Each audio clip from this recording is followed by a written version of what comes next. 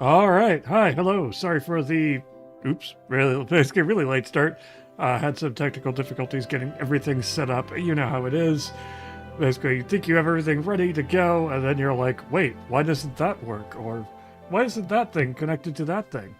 And basically, you keep going and things move on. But we are here. We are doing it live in person here on the internet. And proof here is my face and the face of some of my lovely co-players.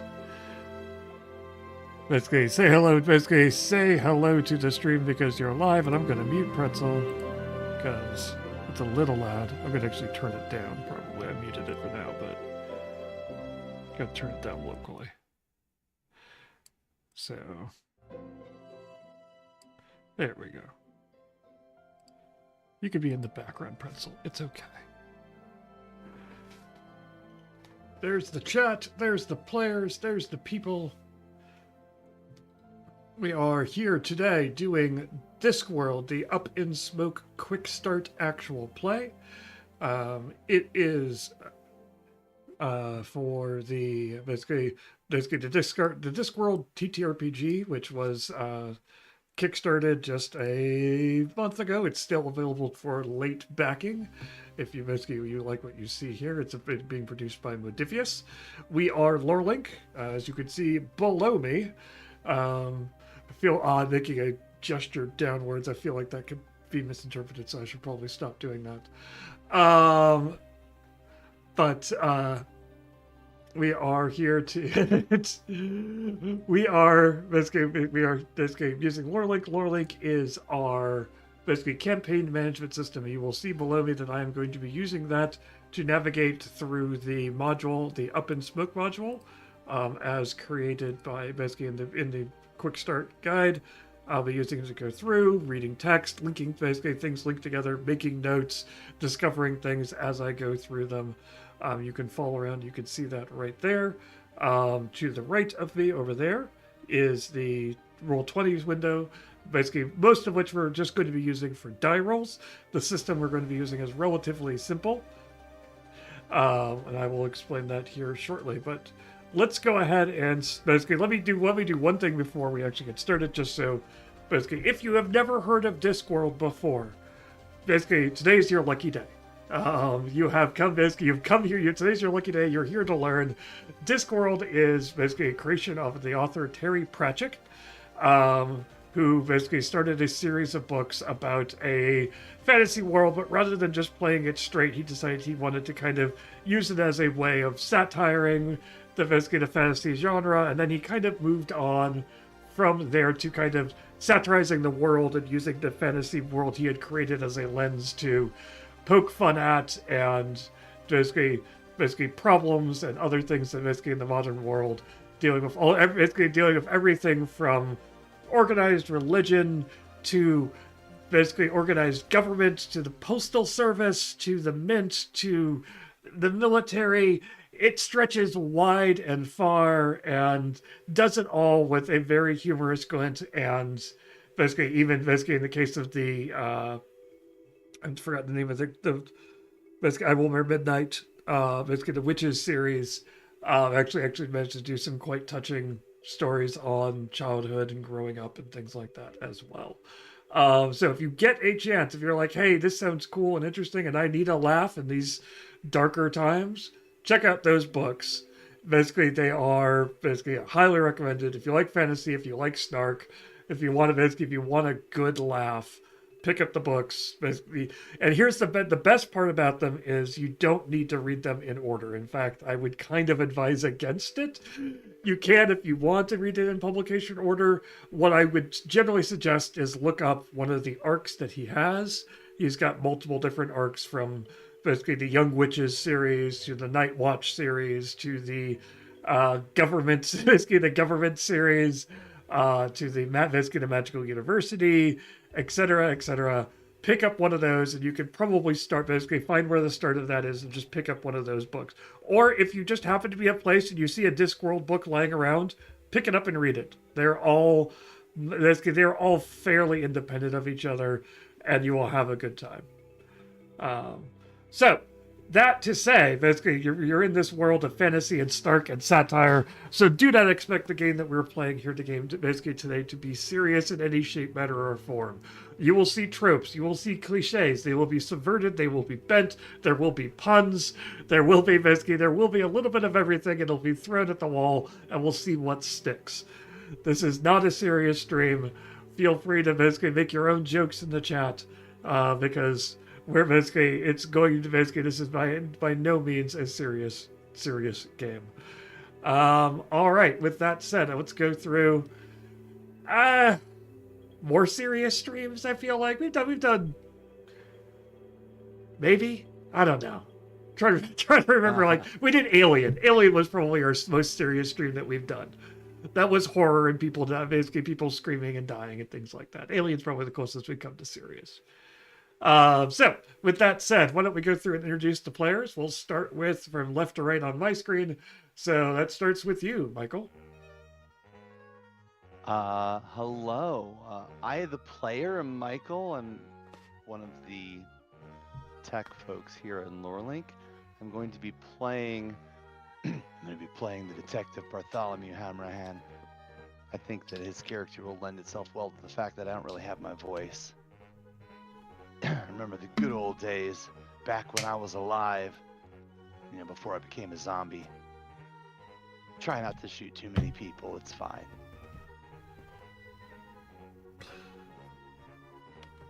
He is classified as a loose siege weapon. He said negative 342 days until he retires from the force. Negative. Woo-hoo. Up next is 20.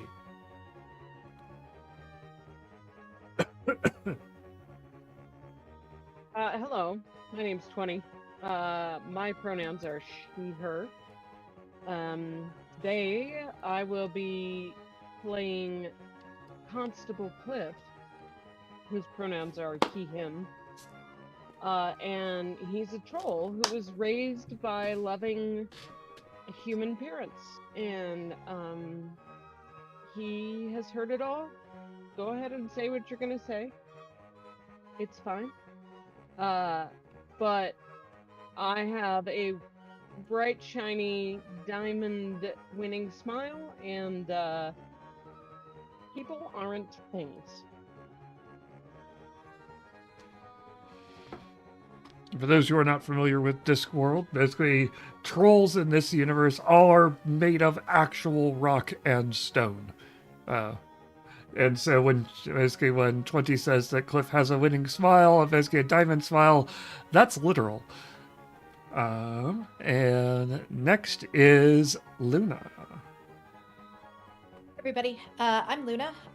My pronouns are they, she. I am a big Discworld fan. My favorite arcs are actually the Death arc, of course, but also the witches are great.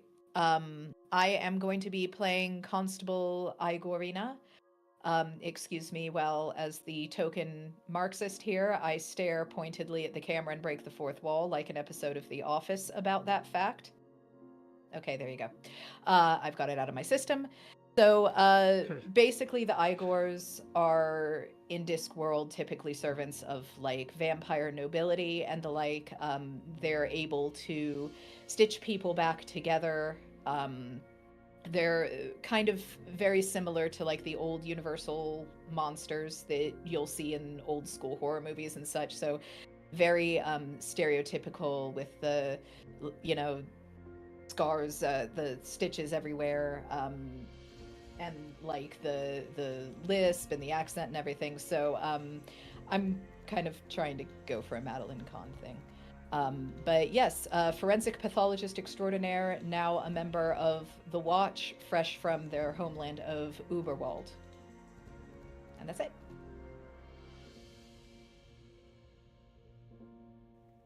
And last but not least, Tony.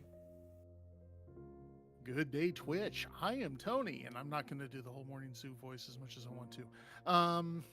Let's see. I am Tony. I'm the communications guy for LoreLink. He, him pronouns. I am going to be playing this afternoon. I love the fact that under my video it says Surly Tony. That just cracks me up. I am playing Constable Surly Underhand. It is a dwarf, and from what I'm gathering, he's essentially a crime scene photographer. So that's looking forward to this. All right, and with that, we have our crew.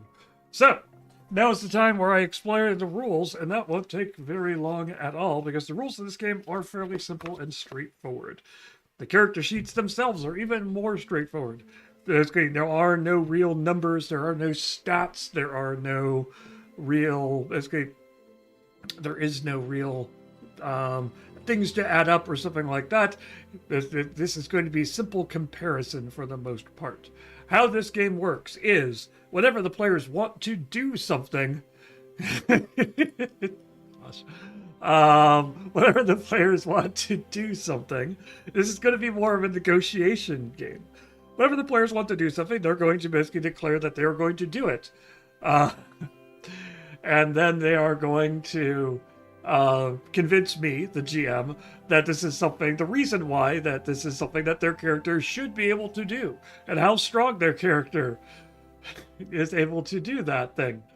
And so that will range from, hey, I think my character could do that because we're a member of the Watch, and I think all members of the Watch can do that, to basically, it says I have a head. Basically, it says I'm the head scientist. Therefore, I should be able to understand everything to do with the head. Both are equally valid statements. Puns are fully acceptable. Basically twisting the spirit of the statements on your character sheet to their utmost extreme is how this game is going to work. Basically, depending on how well you convince me, I have 4 dice to give you: a D4, a D6, a D10, and a D12. D12 is if I think it is something that this is something perfectly suited. The stars have aligned that this is something your character should do excellent at. That's a D12. D10 is if this is something your character should normally do. Basically, every day, probably has a good chance of success. D6 is if they're kind of struggling at it and trying to figure out exactly what they're doing. And D4 is there is no way in the world this character should be trying this in any other circumstances than the one you find yourself in. So, you're going to roll one of those dice and I tell you which one it is based on how well you were successful to convince me. I will then roll a D8, otherwise known as the infinitum dice. This is the dice of the narrative, as it were.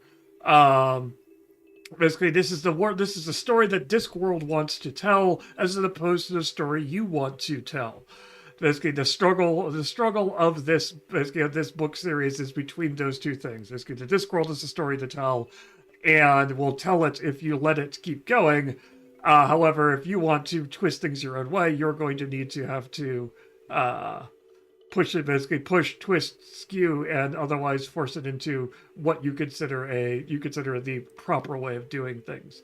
So we'll take those. Basically, I will roll the D8. You will roll your die. And whichever number is higher succeeds. Basically, if you succeed, whatever you're trying to do happens. If I succeed as the GM, you have a choice to get help, meaning you ask someone else in the party to attempt to aid you. They then will, basically knowing the result on the D8, can then do the same convincing to try to get a die for themselves to try to roll and beat that number as well. Note the fact that if you succeed, great. You both have worked together and managed to succeed. However, if you fail, you've just made things worse. I will, before you roll the die, tell you how impactful the consequences of failure are. Are they inconsequential? Did you stub a toe? Are they minor? Meaning the fact that you've twisted an ankle maybe, or you're just kind of slightly off kilter for a bit. Are they major? In the fact that they're likely giving you something lasting. Basically, they'll be adding something to your character sheet. Or are they exceptional, which is your punch. You may be removed from the scene, and if it's a appropriately narrative time, possibly the story. So luck is the last thing that you have. All of you have luck listed on your character sheet. You have a number. That is the only number on your character sheet. It is probably 4. As basically, you can spend luck to help someone else out or reduce the consequences.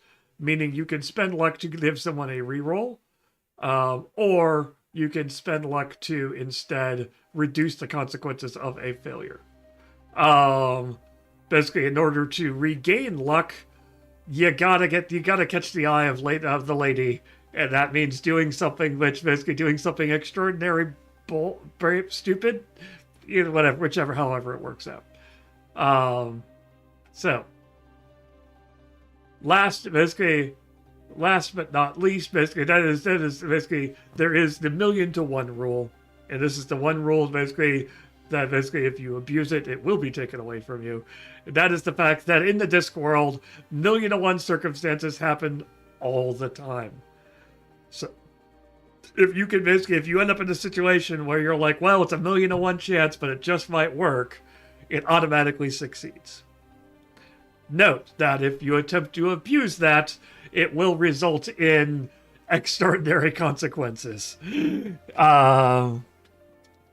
So, you have been directed to do, yes, do things stupid, do things bold. In the words of Dirk and Guido, bold and stupid men are what we are looking for in this adventure.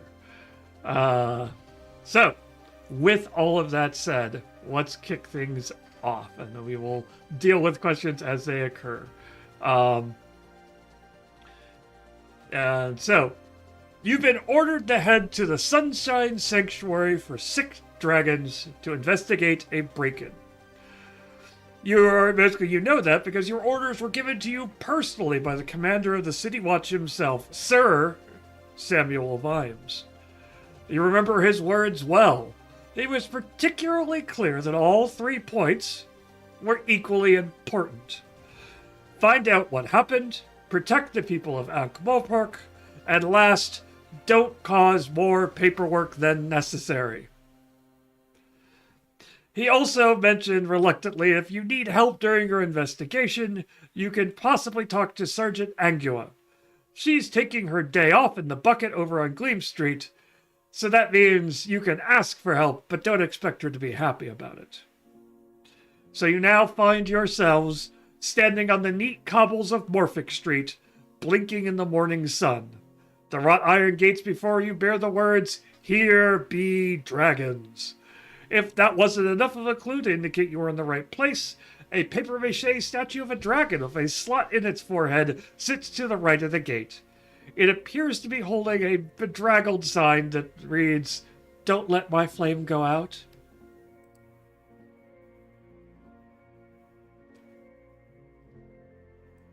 There are other signs around the area, which Arvin kind of hastily scrawled with probably a sloppy hand. One is, "Adopt a dragon today." And another, the Ankh-Morpork Sunshine Sanctuary for 6 dragons, in case anyone was still unsure of where you were located. So it's an orphanage for dragons. It is an orphanage for dragons. Does this mean that it is a self-fireballing orphanage? There are several scorch marks throughout, basically, that are visible on the street outside, on the building itself, around the windows in particular.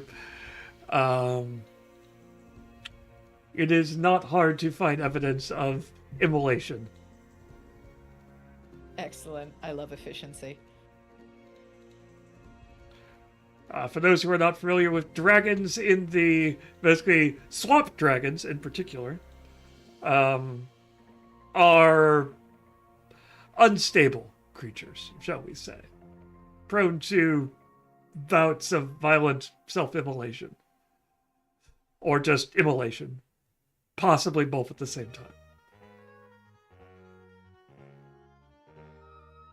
So I feel that. So Igorina is going to be fascinated by that papier-mâché statue with the slot in it.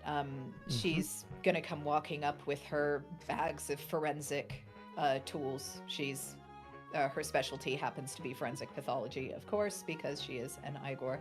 And she's going to be just kind of running her fingers over the dragon's head and trying to figure out how it's put together and how it's made, and sort of just tuning everything out because pretty dragon.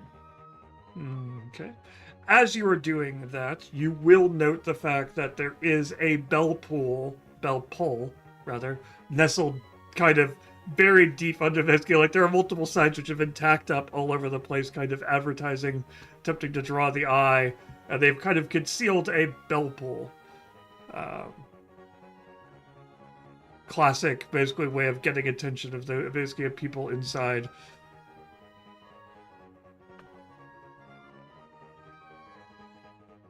Hello, Lady Storytelling. Surly's also going through and taking pictures of pretty much everything you just described. So. Okay. Sick. There Guess it I is. should have a look around. Okay. Please pretend to do my job and do a little investigationing. Okay. As you're looking around, you will note the fact that there are a couple things which are somewhat out of place. You will note the fact that there is a copy of the Times, basically the newspaper of Ankh-Morpork, kind of basically blown up against a wall. Take a picture of it. It's a recent, it's the most recent edition. It's got an article about the Alchemist Guild exploding, so nothing unusual.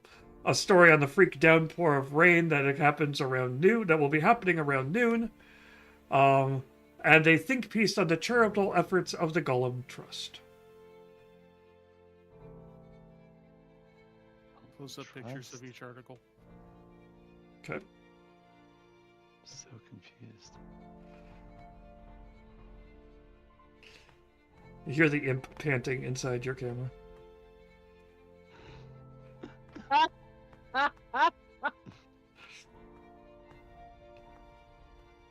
For those who aren't familiar, how cameras work in Discworld is that they are just imps who draw really fast whenever you point them at. Oh no. Wow. Poor You guy. should be used to it by now.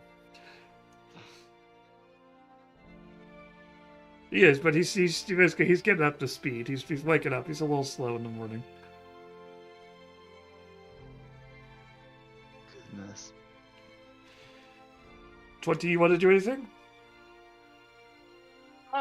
Well, Cliff, being the gentle giant that he is just gonna reach out and pull the bell pull.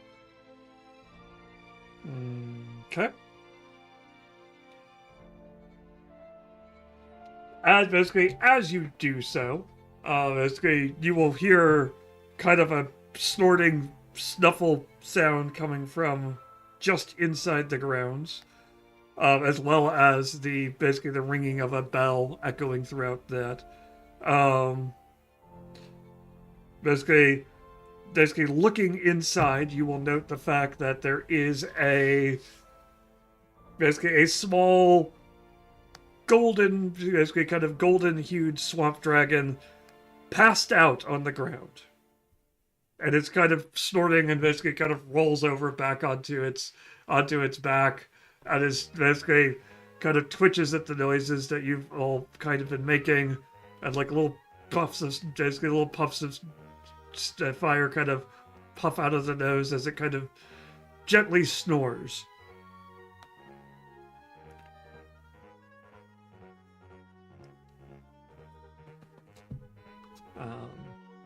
As time passes,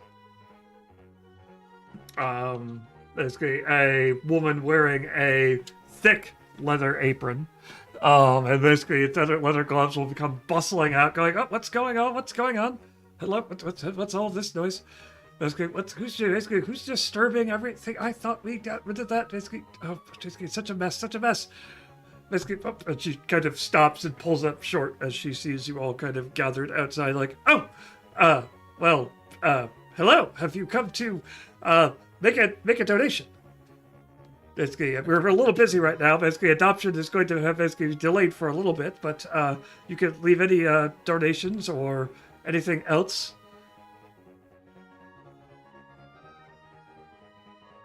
Did you say Tony? Oh, if you hear me say something, I take a picture of them. She kind of, are you at the press? Is this a press thing? Oh, I see. Basically, just the Times again. I already talked to Sakisma about this.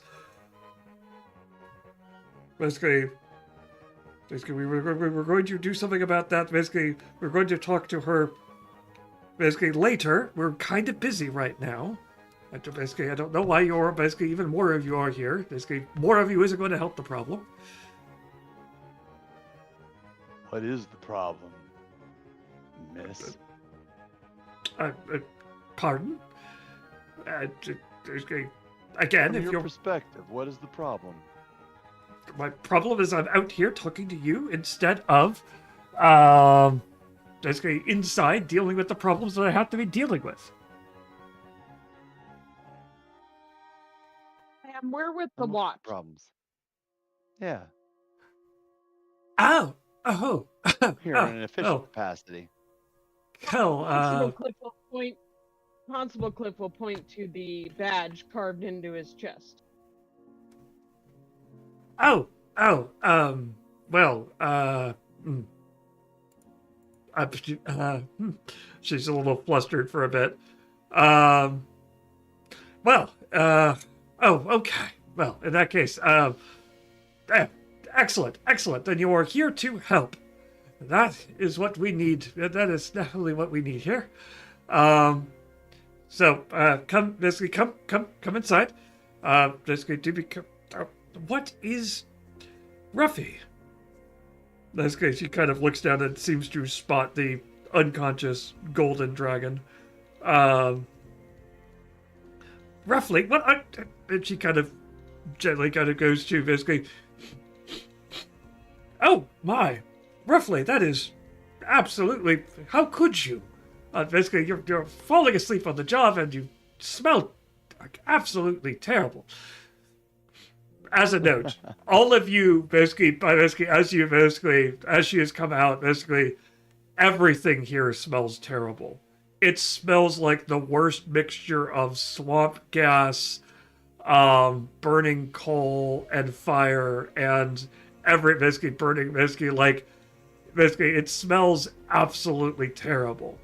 And basically, she's just like, oh, you smell absolutely terrible. Basically, vile. How could you? Basically, did you sneak off and get into? Basically, they're going to have words with you over at the Lamp and Needles. If you snuck off and got into their supplies, how could you do this? Basically, drinking on the job. I can't believe it. Terrible. Well, come on. How big is... Sorry. Yes, go ahead. How big is this dragon? Okay. Dragons are about 2 feet long. Okay.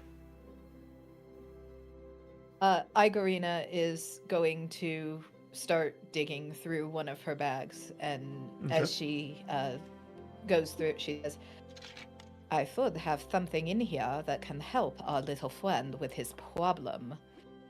And I'm going to say that since she is an Igorina and her whole thing is patching people up and getting them back on their feet, she is going to pull out a vial of some kind of hangover type cure to help the dragon sober up. Okay.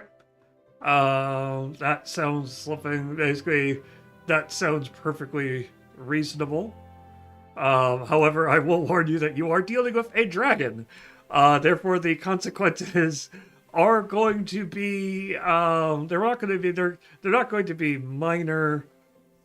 They're basically, but they're not going to be major. They will be, they're not be inconsequential. There'll be a minor consequence,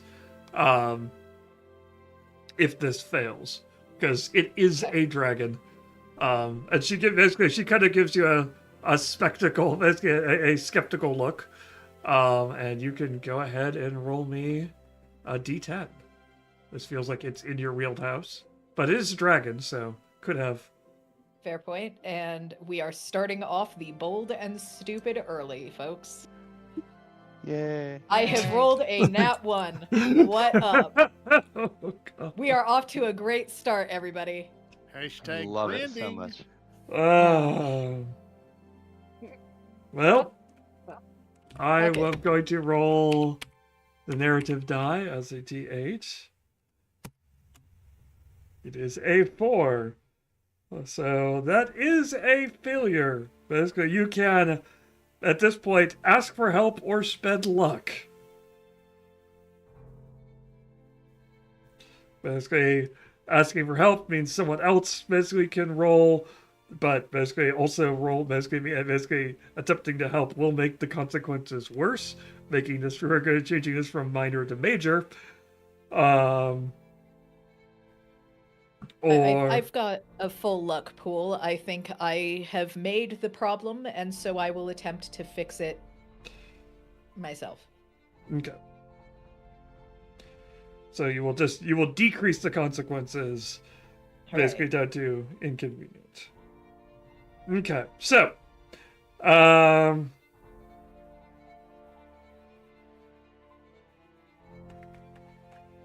Just double checking, making sure I'm understanding everything. Yep. Okay. So basically, you go to pour the liquid down. The poor dragon, basically, pour the poor dragon's gullet, but you manage to catch it on an exhale. So basically, luckily, basically, it does not actually drink whatever the concoction is. It does not suffer any explosive consequences. However, it does cough, sneeze directly into your face. So for the rest of this scene, you gain the trait covered in dragon snot. Dragons, huh? Lovely. I have written this down, and Igorina's gonna blink a few times, shake her head, and then pull out a vial and a swab and start taking some of the dragon snot, putting it into the vial, saying, "This might come in handy later." I take a picture. Okay. Basically, she will you'll get basically Rose will be like, oh, sorry, basically, I appreciate the attempt, but he's just going to have to sleep it off. We'll deal with basically, he's a naughty boy, and you will deal with the consequences of his thievery. Inside. Basically, don't worry. It's not toxic. It won't. It shouldn't. After the burning subsides, it should be fine. I would just suggest not using anything flammable near your face for a while. No flash photography. Probably for the best. All right. So, moving inside.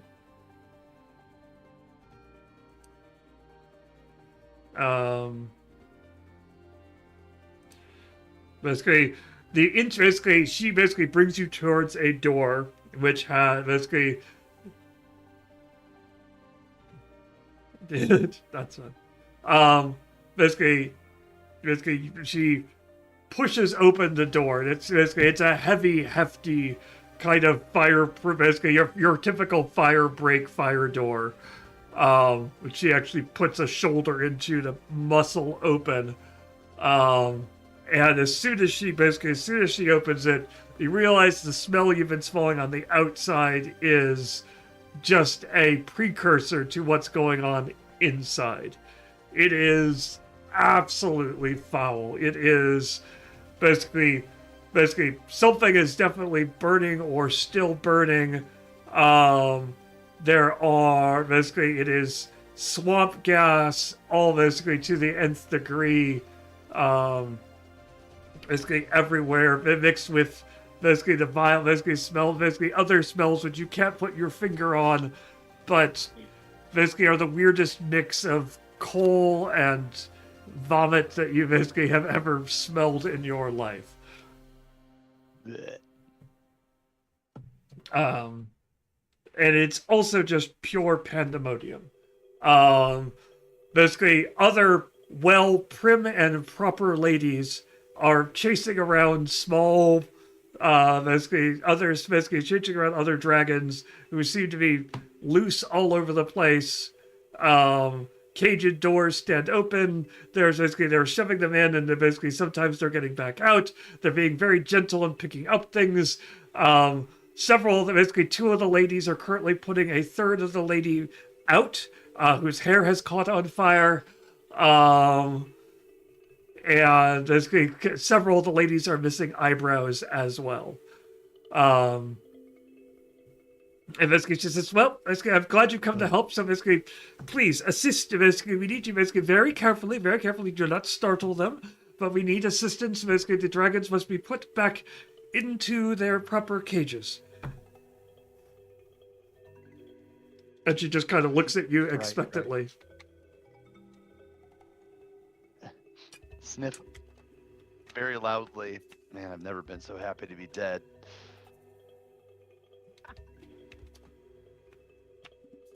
Walk up to a dragon and Did she make it clear which dragons belong in which cages? They don't really seem to have that kind of level of organization at this point. It's mostly just dragons in cages or pens. Basically, there's a little bit, basically, from what you can tell, there's an organization system of at least probably by color, it looks like. All right. I'm just gonna walk up to a dragon, point to a cage, and be like, "Go now." Okay. You're going to attempt to order a dragon in. Okay. And what, basically, Yeah. by what authority do you have to make that kind of order? The authority of the Night Watch and the fact that I am all out of patience. I was supposed to retire almost a year ago. Okay. So you're going up to basically pulling on the power of the watch. Come on, I'm a loose siege catapult. Okay.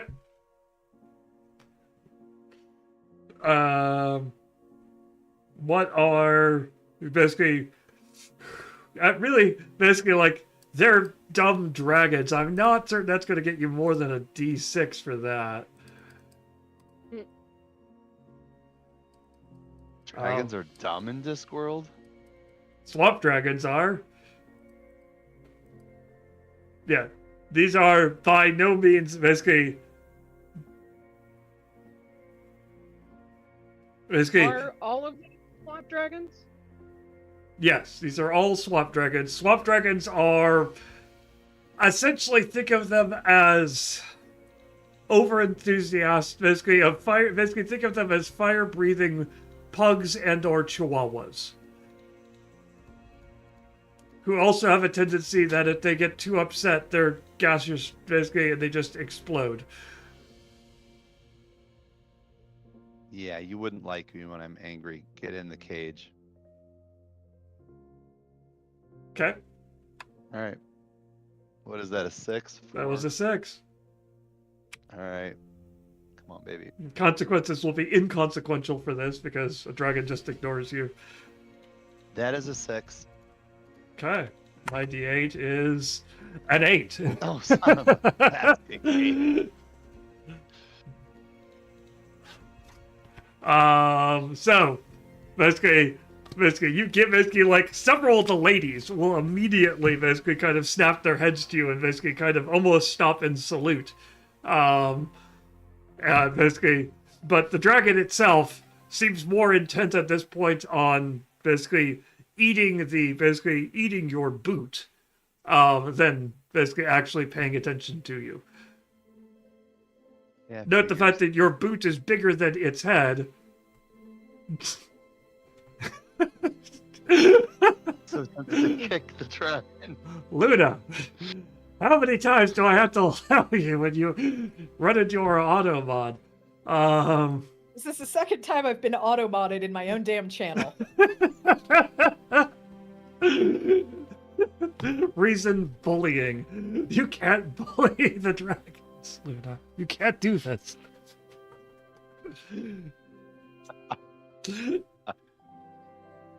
Okay. Good times. Okay. So now you have a dragon which is just kind of attached to your boot. Oh, yes. Sorry. Basically, that's Bartholomew just has dragon. Basically, he yells at the dragon, and the dragon kind of looks at him, basically makes a hissing noise, and then latches onto your boot. And seems to be note that the boot is much bigger than its head or mouth, but it is still attempting to eat it badly. I drag it over to the cage, shake it off inside the cage. Okay. Basically, you're going to have to remove your boot before you'll get it off. Oh, come on.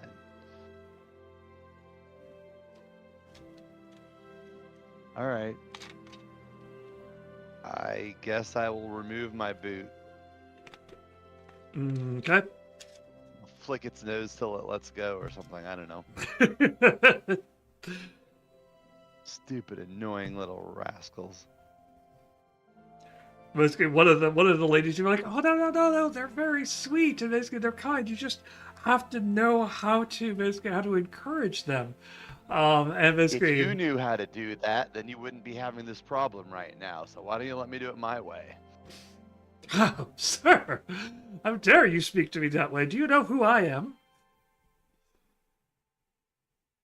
Old. I am and she rattles off this exhaustive list of basically like third cousin to the second prince of it's ridiculous minor nobility, but it's basically enough of a minor nobility that she knows her lineage. You've dealt with that type Minor before. enough that she knows. Yes. Ma'am, I'm Detective Bartholomew Hammerhand of the Watch, deceased. And then I ignore Just her because you're entirely dead is no and excuse continue for to flip bad the thing's manners. nose. And there's some perfectly good zombies. We had a zombie butler for a while. It was fine. He only basically had to stop when he lost one of his hands. It was terrible. I will look over at Cliff and be like, do you want to tell her that I'm actually on my very best behavior right now? My apologies, madam. Detective Hammerhand is a no-nonsense fellow. Crotchety. You can say crotchety. It's fine. You won't hurt my feelings. And Cliff will flash his winningest diamond smile at the lady. Oh, well, I mean, wow. That's a lot of teeth. And shiny teeth. Huh. Well, basically tell Cliff, tell the detective over there that he wishes to continue helping, that he needs to make sure that he doesn't feed them any more boots.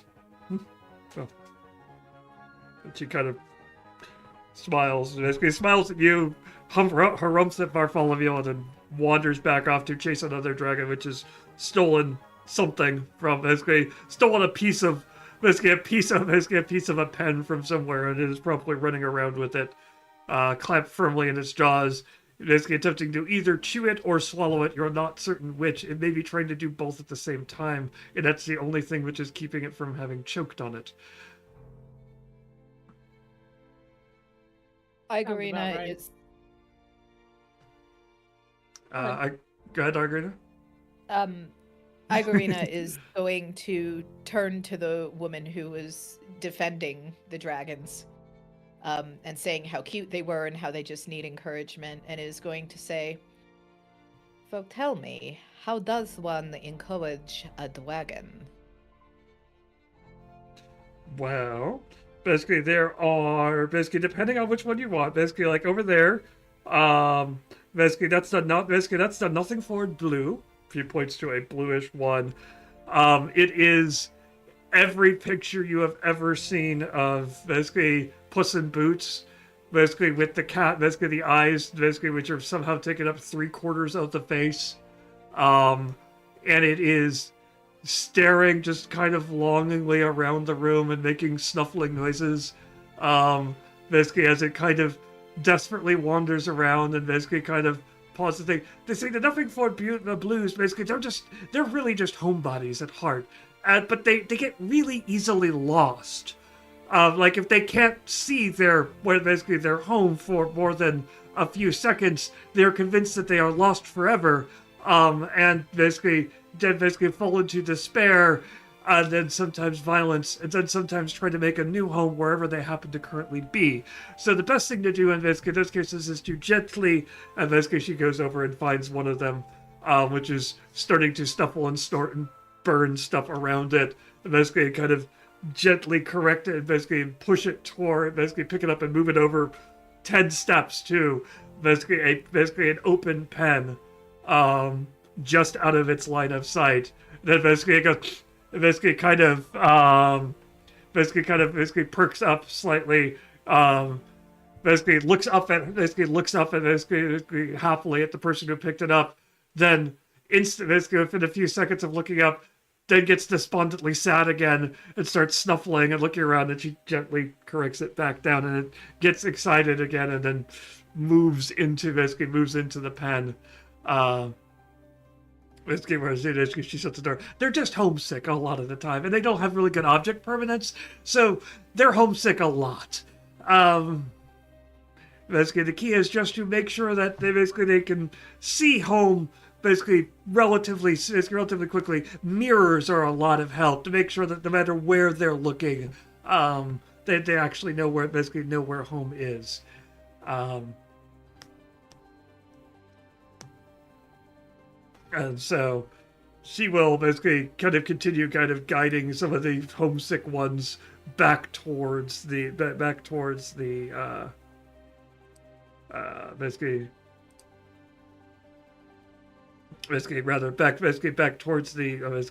that pen. And what about the other one? The other ones, the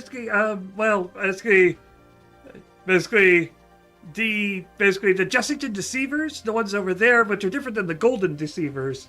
You could tell that by the modeling on the back and on the tail. Usually the giveaway on that. Also, the Jessington ones, one runs by. That's my lunch. She goes and starts chasing after it. It's holding a pickle jar and is basically very desperately attempting to drag it with it. As it kind of humpfully, kind of slopingly walks towards towards that. These are best if you have pickle jars and you can tempt it with, but not the one that's my lunch. I need that for my food. Come back. That is She disappears from the conversation. Run chasing after that one. I take a picture of it.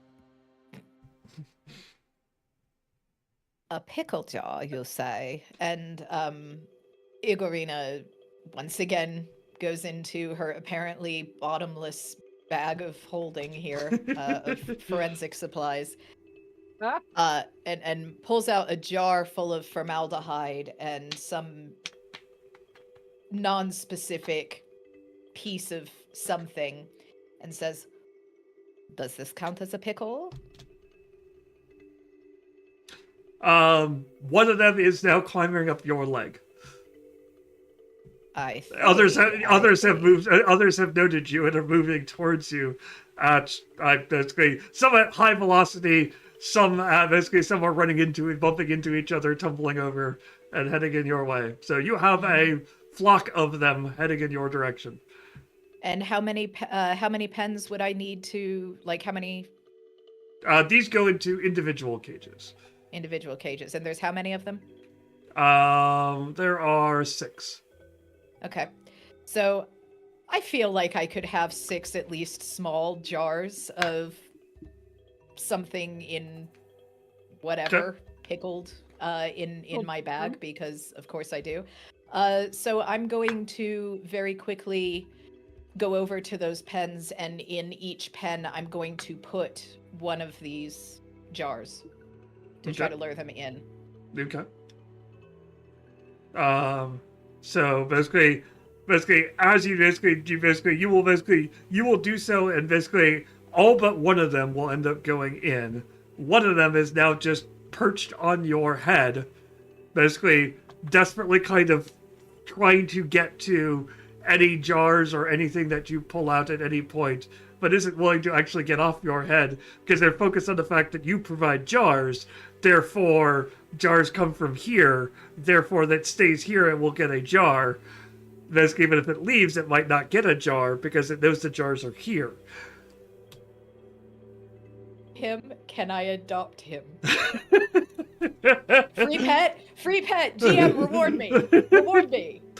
You now have if you want to, they will 100% adopt you a dragon, or rather not deal with the hassle of it anymore, and you now have the trait dragon on head.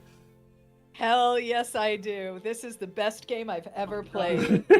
Dragon So I'm hat. covered in dragon snot and I have a dragon on my head. I love it. Yep. Perfect. No notes. I am now done with my turn. Okay. Meanwhile, Constable Cliff is just gently grabbing the nearest dragon by the scruff of its neck, murmuring patiently to it, placing it in a cage, locking the door over and over as many times as it takes. Okay. That works basically well up until you get to one of the golden ones that looks kind of like the one you had, basically the one that was unconscious outside. And it's just being the yappiest chihuahua that you have ever seen. And when you pick it up, it just basically refuses to basically just kind of squirms and fidgets and crawls and drops basically, and then basically runs around and just basically tries to evade your grasp as you attempt to basically, you're going to have to make an extra attempt to soothe this one. Otherwise it's just going to latch onto you, much like it did, like one of them did to Bartholomew's boot. So Is let's there go. anything Good. around... Sorry. No, go ahead. Anything around on the floor that it might chase? What would you basically? There are plenty of things on the floor: other dragons, pieces of wood, coal, basically barrels, empty barrels, basically small carts. If we'll pick Its up own tail. a random piece of wood and throw it to see if it'll play fetch. Okay. It will basically stare at it very intently, and then charge after it, grab it, shake it around, and basically utterly destroying it, then run back and and scream at you again. Cliff will throw another piece of wood. Basically, same thing will happen again. More shreds of more splinters of wood. It will come back and scream at you. Cliff will throw as many pieces of wood as are nearby until it wears this dragon out. Basically, which has more stamina? A troll made of rock, or a small swamp dragon?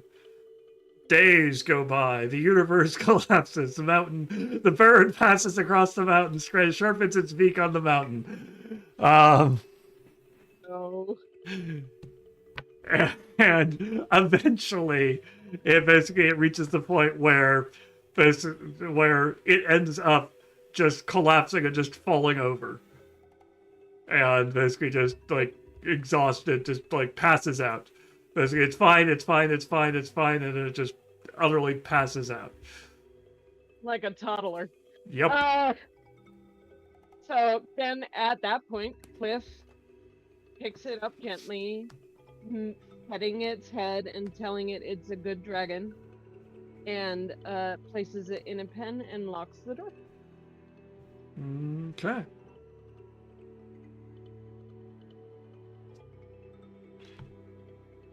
All right.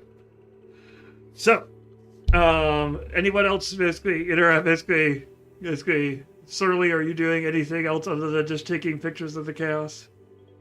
That's pretty much it, yeah. Okay. So helpful, Surly. You never know when these pictures will come in handy. Well, they come in handy relatively soon, because what ends up happening is after the chaos finally subsides, it's really to watch the soul of each event. Basically, Rosie kind of puts her hands on her hips and looks around and basically goes, "This doesn't feel off. This feels wrong. And she starts counting things, and basically, of course, dragons being dragons, they're swarming over each other, some passed out in corners, some on top of each other, some basically buried in the ground, and they swampy basically in their water bucket, etc., etc. But between counting them in the cages and the pens and looking at the photographs that Surly has been taking, basically they piece together the fact that there's just because she's like 12 of the dragons are missing. Well, that's basically she goes back and basically double checked. None of the doors were opened when we got here. Basically, they didn't get out on their own. Basically, she looks up to basically no one has exploded through a wall. We can usually tell basically if one of them gets overly excited near a wall, sometimes there could be a breach. There's no evidence of that. There's basically it's basically a dozen. We're missing 12 of our dragons. And oh no. She runs over to basically to one particular pen, which basically has a bunch of dragons who are all essentially the pugs of the dragon world. Basically unable to breathe, but hyperactive, and so basically they tend to basically run themselves to the point where they're just basically snorting themselves, basically desperately attempting to breathe through their shortened brachial passages. The pixie's face, basically, there's a sign over it saying pixie-faced smuts. And she goes through and she's Gunter. Oh dear. Gunter is missing. Gunter is a particularly is a really beautiful example of the pixie face smut. But they need extra care and attention, and that one in particular has a unstable stomach, and thus basically needs its medication, and without its medication, within 8 or so hours will just explode.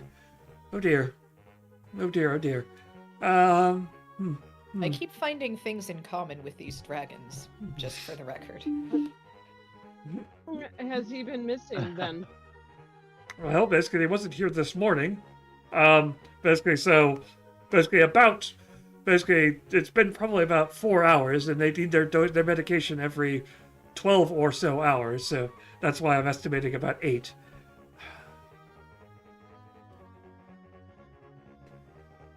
Well, basically, He'll explode if he doesn't get his meds. Yes. I mean, that would be particularly upsetting. Basically, he's a very beautiful dragon.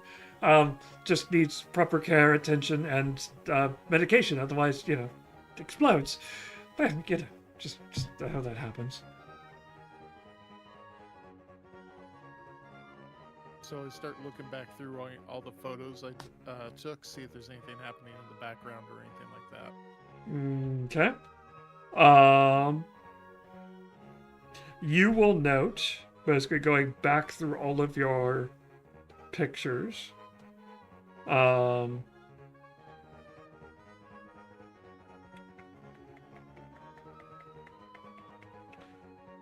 will note that you're looking over towards the, basically one of the dragon's most popular snacks is coal dust.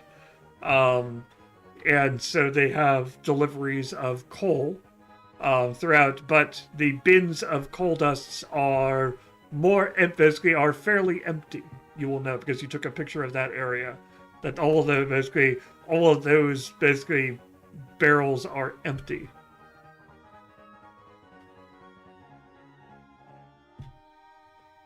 Curious. I pointed out to the rest of the crew.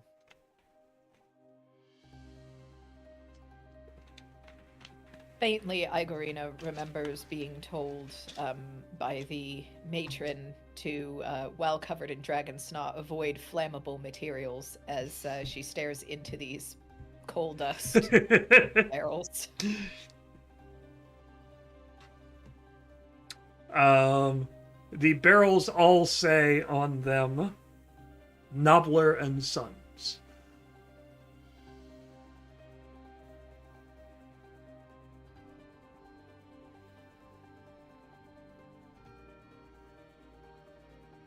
us recognize the Nobbler name and Nobbler and Sons? Sons? Nobbler, Knobbblers, and Sons. Basically, good. When was the last time you had a shipment of coal? It looks like you're running low. What? You should have gotten Emma. Several of the ladies all look up. No, Emma, basically, and then she basically, son of Gloin, son of Doran, son of and daughter of, and list off like 6 or 7 heritages. I think, oh, wait, did you say son of Roger, or son of Johnson? He's like, son of Roger. Oh, okay, and they sort that out. And one of them will come over and be like, oh yeah, we were supposed to get one this morning, but basically, like, I meant to tell you that, but then we noticed all the dragons were out of their cages and things like that, and so we didn't have time to really talk about it. But yeah, we didn't get our coal dust delivery this morning. We normally get one every morning. Huh. She said, basically, Rosie says, well, that just beats all. Basically, everything just seems to be going a little bit crazy here. Basically, one more thing to worry about, basically, but she turns to you, basically, well, 12 of the dragons are missing, and you're part of the watch, and basically, I know that, basically, Lady Remkin, is the dear wife of, your lord, Lord Commander Vimes of the watch, so I'm sure this is why you're here, so, we knew that something was amiss, that someone had gotten in, but we feared that they had just gotten in to play with the dragons. You know, they're quite adorable and fun creatures, and some of the kids sometimes like to sneak in and just play with some of them, and then occasionally they ended up exploded. But luckily we didn't find that as the case. But the dragons, not the children, usually. But this seems to be much more serious. Someone has stolen dragons. Oh, this is outrageous. And poor Gunther, too. Poor thing is probably terrified out of their minds. They're going to need their medication, otherwise it's just bad. Whoever it is probably doesn't realize what they have or what they're dealing with. It's going to be bad for them. They get caught holding a gun. A discontinued Gunther. Very bad. Is there a trail of coal dust or anything leading from the bins? Or are they just like, they're empty and it's like clean around them? It is just empty. Basically, they're just like, it's not a clean area around it, obviously. Like, but it is, it doesn't have like someone grabbed a sack of something and dragged it out the door. No. Okay. Nothing that obvious. Igarina. Should we take a sample of this coal dust, just in case? I am always a fan of taking samples of things, Princess, and just gets out another vial, another swab, puts some in, might come in handy later. Okay, it takes you 2 samples to do that. Your first one is eaten by the dragon on your head. Aww, I love him. Does the dragon, Clip will ask what's her name, Rosie? Does this dragon, and points to the one on Igarina's head, have a name? Well, we tend to we have names for it, but we tend to prefer that that the new owners pick out their own name to help personalize them and help them connect with their own dragon. It's much more, that way they are, they feel more attached to it rather than hearing the name we call it. Cliff looks at Igarina. Looks like you have to pick a name. Igarina looks very thoughtful for a moment and says, I will name him after my uncle, Igor. It is a family name. Oh. That's a very nice name, then. Yes. Just she's a little taken aback, but she's like, oh, okay, that makes perfect sense then.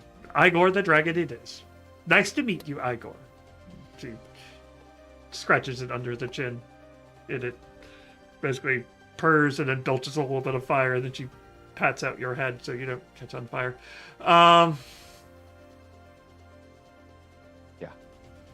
I mean, it's all different. Basically, it's all in the pronunciation. Obviously, you're not hearing you don't hear the subtle differences that the Uberwaldian accent provides.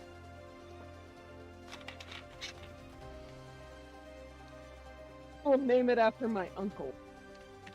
Specifically. I am very amused. Well done with that. By the way, for those who care, basically female dragons are called hens, male dragons are called pumet up to 8 months, cock up to 14 months, snood up to 2 years, and then a cob for the rest of their life. Also, a dead swamp dragon is known as a crater.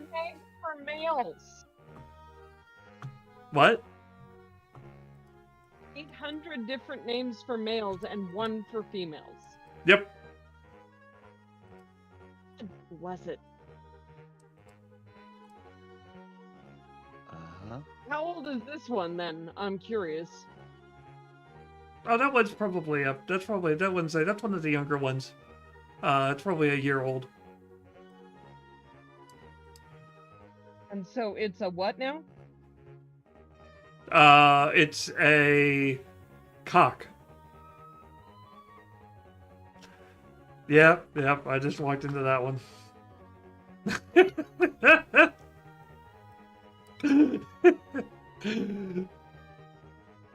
I can't. Can we Totally make the did. dragon a little bit older or younger or something? It's now 14 months. It's now a snood. Thank you. Wow, a joke was so bad I just lost both of my cameras. Wow. Thanks for hosting. Why Stream Together has ended. Any particular reason there, Twitch? I wonder if I never actually started it, and so it was just... Cool. I'll just invite you guys back. It's fine.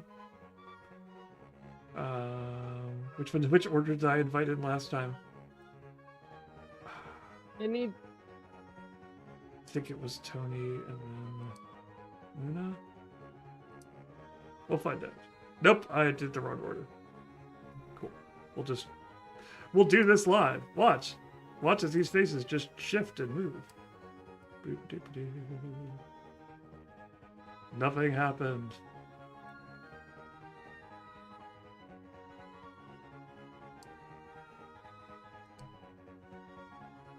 Any particular reason why you just ended that?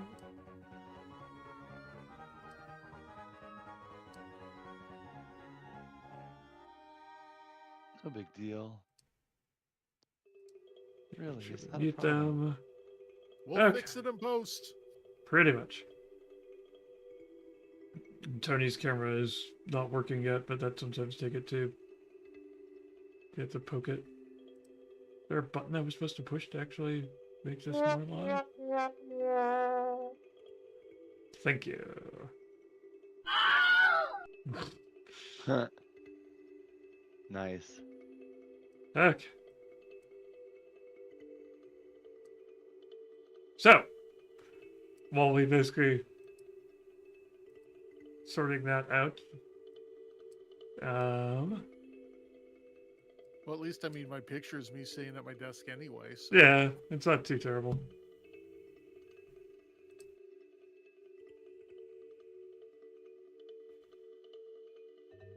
We just saw it. Turn up camera. I could turn your camera off. We do Turn have on that camera. problem sometimes with Twitch where a mod has to turn it off and back on again. Yeah. Yeah, because I've tried it a couple times on my end. And since I'm not in there, I can't help you.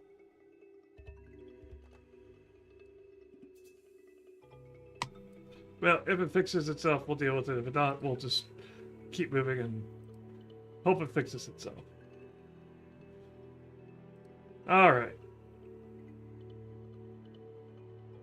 So, what do you guys wish to do at this point? Sounds like we have to track down Gunter. Also, didn't you say 12 were missing totally, but Gunter's the one that would explode? Yes. Okay, so that's Gunter and the 11. Correct.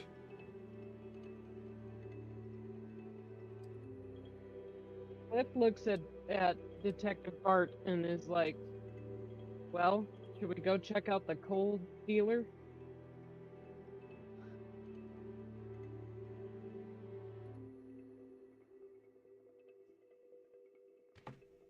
Boss? Sure. Why not? Sounds like a good plan. Did he ever get his boot back? Yeah, Yeah. I took my boot back. It is a little bit holier than before. Blessed by the dragon.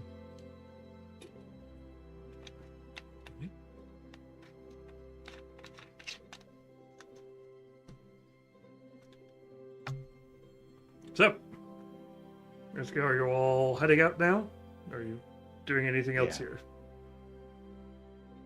I am gathering up my bags and holding on to Igor, who is on top of my head, and very happily setting off with everyone else. Okay.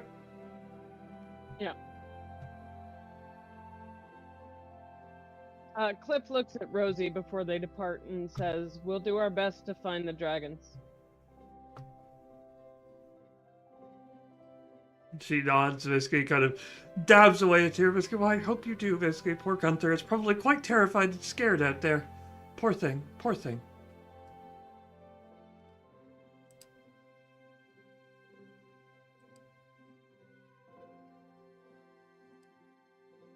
And so they all kind of wave goodbye, and then one of them will rush off and basically to put out their dress, which suddenly caught on fire from a dragon which was breathing. And another one dragon is probably choking on one of the other dragons' tail.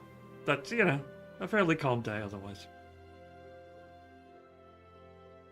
Right. Now that we've caged all their dragons for them? Yep. Great. Yeah, the level of chaos has subsided down to basically, it has changed from basically imminent riots down to just bar fight in your professional watch opinions. But that seems to be a level that they're comfortable with. So, Yeah, they seem fine. if just on fire a little bit. Fire. Tell me you're a Gen Xer without telling me. What are you saying? I'm saying Tony's a Gen Xer. You pass by the snoring dragon again, basically, and then you head out basically into the streets, heading towards Nobblers. And basically, where are you heading? Nobblers. Yeah, Nobblers. Okay. Okay. So, basically, going down the street,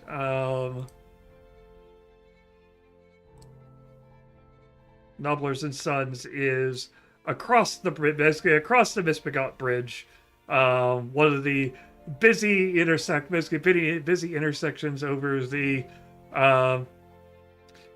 flowing. Well, flowing's not the right word to describe the River Ankh. Let's just say that basically it's creeping, slithering, kind of meandering. Basically, it's probably better words to describe the River Ankh. It's mostly just kind of there.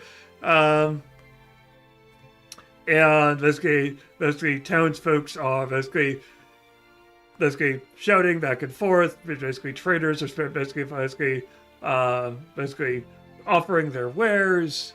And there's a little bit of basically some scaffolding obviously set up around the place, as obviously repairs are undergoing, as they always are.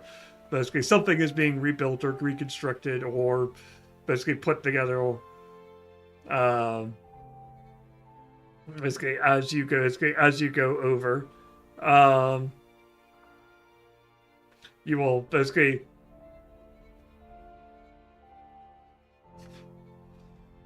as you basically keep going, you'll make your way to Nobbler and Sons, which is on the you have obviously whereas the sanctuary is a nice district, basically it's an okay district. Like, it's by no means a basically like the shades or anything like that. It is basically obviously has burn marks and things like that, and basically houses and other things. But Nobbler's and Son is in a fairly bustling, fairly busy merchant quarter. Busy carriages, busy commerce, smell of basically varied meats and other stuff basically hits your noses. Basically after the basically the stench of the basically the sanctuary for sick dragons. This is much nicer. Basically in terms of smells and things like that. Basically, there is a neat little sign basically out front of the shop with basically a fancy press lettering that indicates that the shop is in fact Nobblers and Sons. Fancy press lettering and all of that. There is a young troll. Cliff, you'll identify it as a young troll female, who is basically just constantly kind of basically trying to door handle, kind of kicking dirt, kicking rocks, picking one of them up, looking at it, basically sucking on it for a little bit and spitting it back out to the ground. Basically looking forlornly at the business. Obviously disappointed about something. Cliff walks up and says, "Hello." Oh, you're one of the ones on the watch. Hi. Yeah. Hi, Are you I'm Cliff. here? Hi, Cliff. I'm Sierra. I'm sad. What's wrong? The building isn't. And she kind of notices the others are basically like the others, the members of the watch walking up.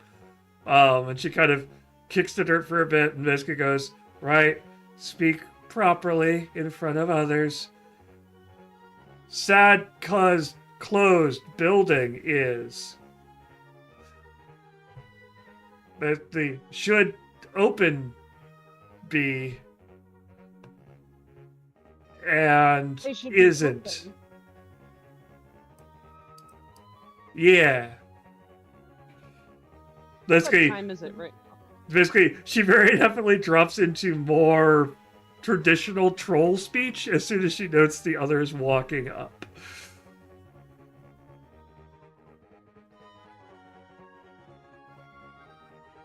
You're probably mid-afternoon at the mid-morning at this point. So all of the other buildings on this street are open for business and doing a bustling trade. This one is, the door is shut. Curtains are drawn.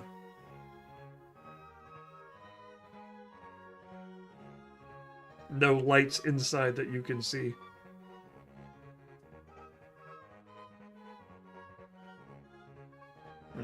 Sierra just kind of looks at you and says, "You gonna open it? I mean, open needs to be." Nods to herself. No. Very confused. Well, we'll certainly be looking into it. What is it that you need from in there? Coal. They sell the best coal treats. They're she kind of looks at the others and then basically kind of drops her voice to a whisper. Artisanal.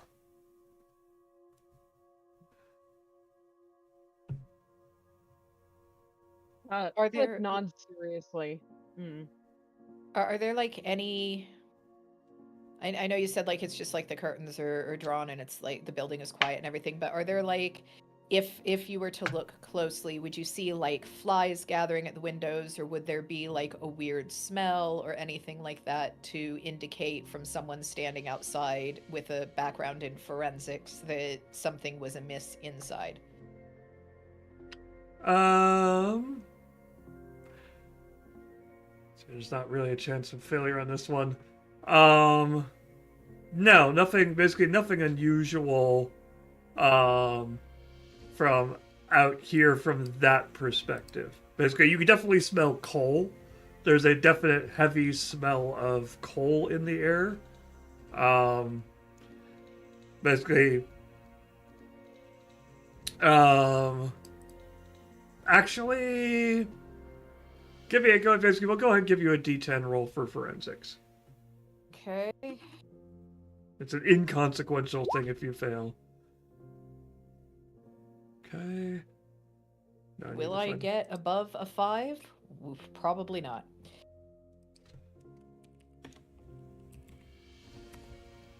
Don't worry, I rolled a 3. There you go. You just faintly pick up a kind of coppery smell. Very faintly. Igorina is going to clear her throat very and go up to Cliff and say, I believe we have probable cause to enter the facility. Yes, I do believe so.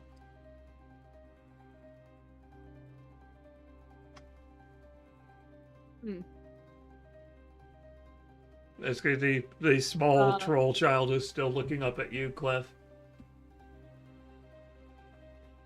Then looks back at the shop, looks at you. Sierra, we're gonna see what we can find out, but for now, you should probably go home or wherever else you go during the day. She frowns slightly as she processes through all of that.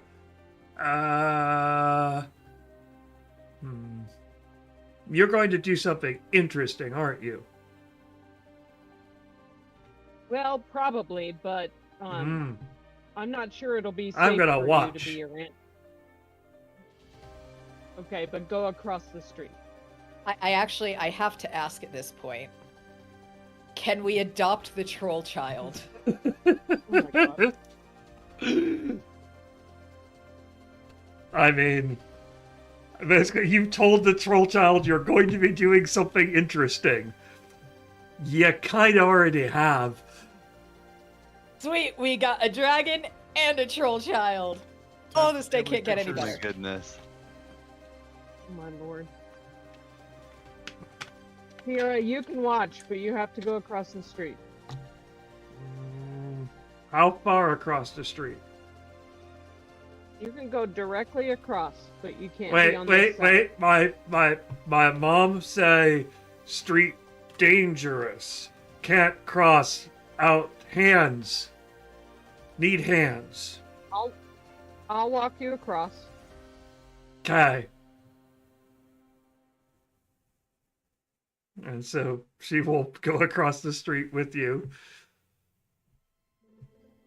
And then Cliff will get down on her level and just say, you wait here, and I'll come back and get you when it's safe to come back. Promise? You're not going to just leave me out of all the interesting things like the boring adults. No, I promise. I'll come back and get you. Okay. You better. Otherwise, I'll tell my mom that the night watch is bad. Well, we wouldn't want that. I promise. Okay. Cliff will pat her gently on the head and then walk back across. From across the street, it sounds like two boulders striking together.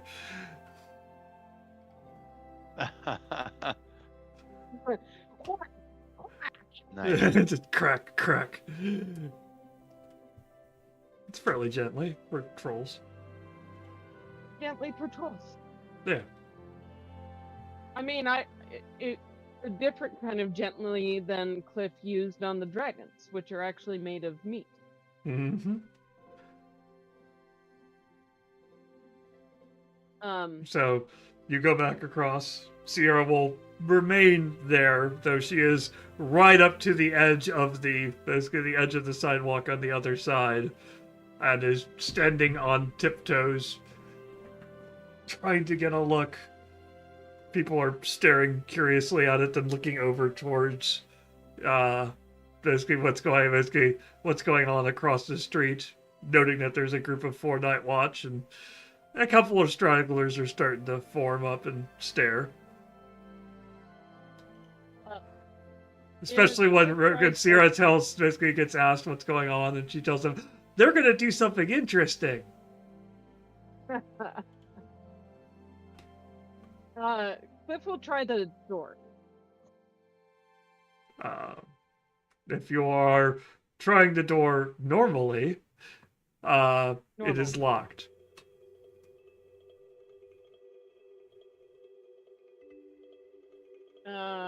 Cliff will knock on the door and raise his voice and say, "Night Watch! Anybody there?" Silence basically answers you.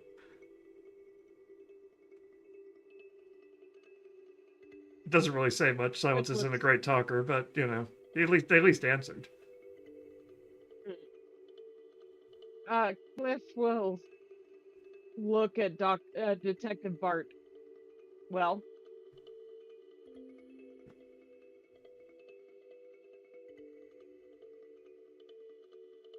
Yeah? Well, what? you're in charge here. What do you want to do? I'm not in charge. Put that on me. You I didn't outrank sign up all for of that. us. You are, in fact, the ranking officer on the scene. You are detective, and while everyone else is constable. I regret to inform you. You have placed yourself in a position of authority. You've got seniority, sir. Yes. Oh my god. Man, I just want to retire already. Fine. I hereby deputize you to make decisions. I like what you said.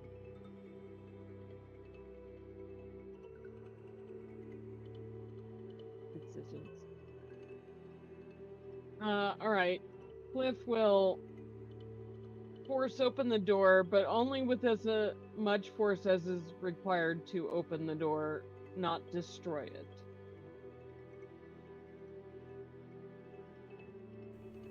Bartholomew will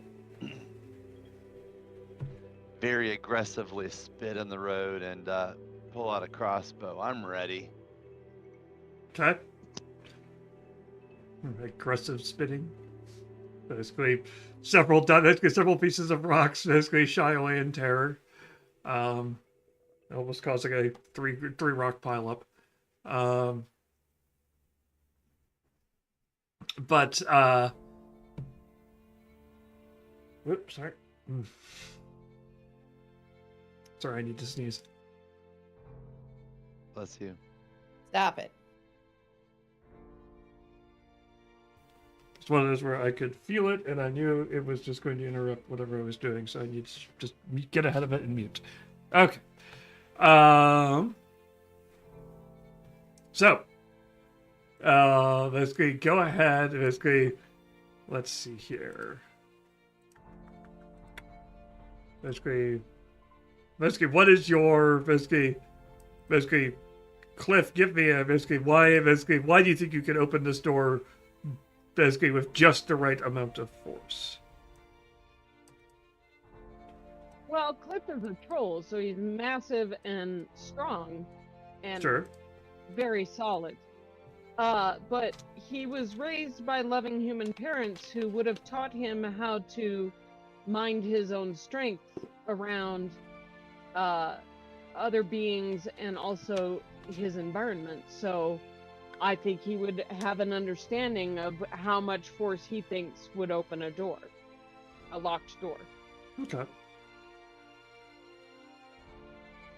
We'll go with a D10 on that one, and it's going to be minor consequences because you do have a crowd gathering watching you. So basically, You will basically, it will be basically, if you use too much force, it will, basically, it will You basically, noticed? it will be noticed, and others will remark on the Night Watch breaking things.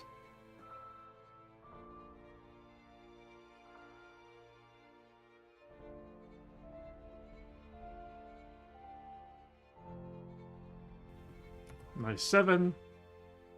But I rolled an 8. Darn it. Okay. So, is anyone else assisting? You would have to beat an 8 on the roll, so it's difficult. Or is anyone else basically is people spending luck to reduce consequences? Or we just take them as they lie? How severe would the consequences be for this? They're minor, currently.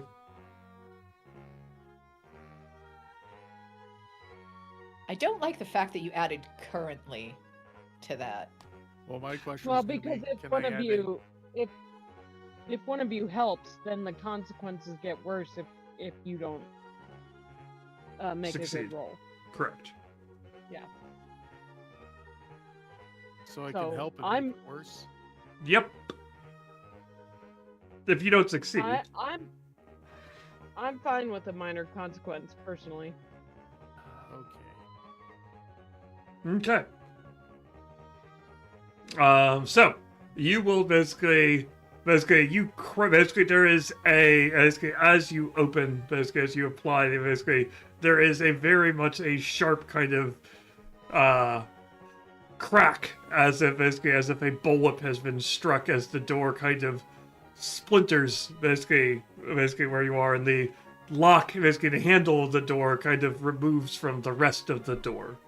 That basically it definitely draws a kind of sharp kind of noise from across the street. And you are basically you will gain the trait. Let me see here. What's a good trait to deal with that? And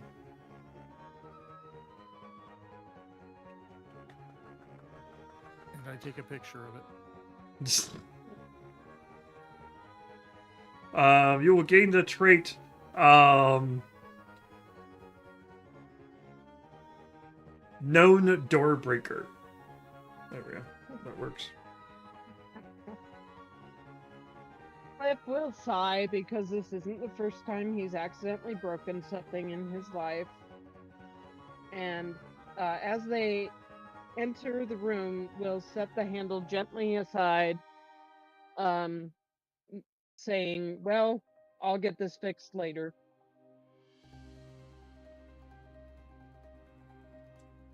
Okay.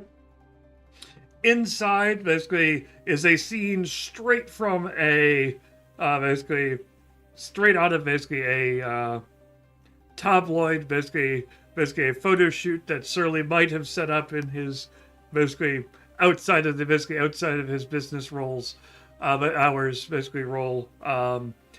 Basically, it is cleaned. It is basically there is little little chunks of coal which are shaped perfectly to look like they've just come off of a Hog's Watch postcard next to a roll. Basically, you would have obviously that perfect Hog's Watch part, basically bucket of coal next to the roaring fire. Basically, a wish you were here, wishing you one of those postcards. Basically,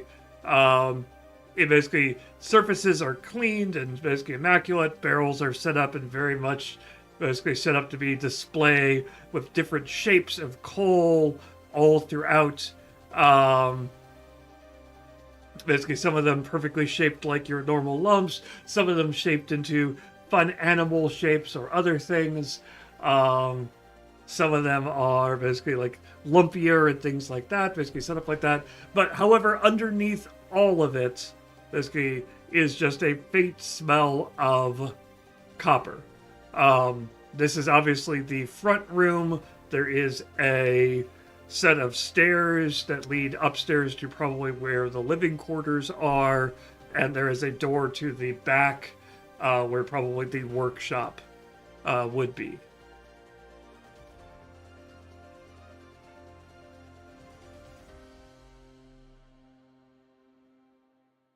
So, basically, what do you want to do?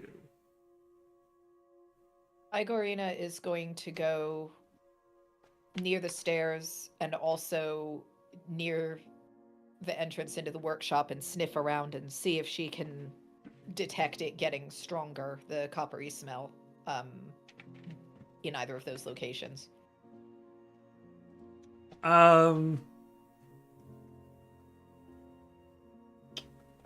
We'll say the fact that you can't really tell. It's Okay. basically, it kind of lingers throughout the place. Okay. Is the door to the other room closed or open? To the workshop? Yeah. It is opened slightly. Is there anything on the doorknob? To the workshop? No. Mm-hmm.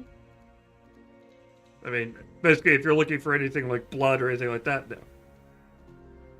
Basically, there are No, I'm smudges on looking it for indicating that obvious- basically hands had touched it, but Yeah. it looks used. And you said there's a stairway going up? Yes, correct. Leading to probably the living quarters of whoever, basically the proprietor. Is there anything noticeable on the stairs? Are they in disarray? Any hole? Any footprints? No, nothing that you can see, obviously. Basically, it's... Cliff will call out again. Night watch! Anybody here?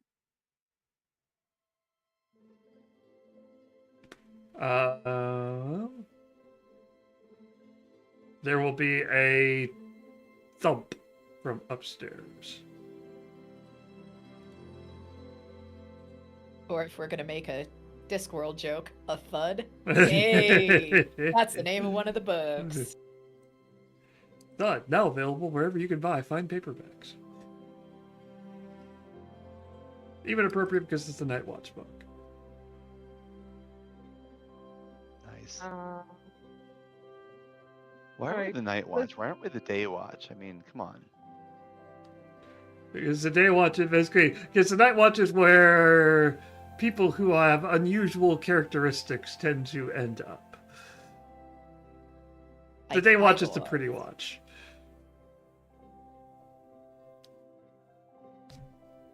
They're less effective, but they look better doing it. I see.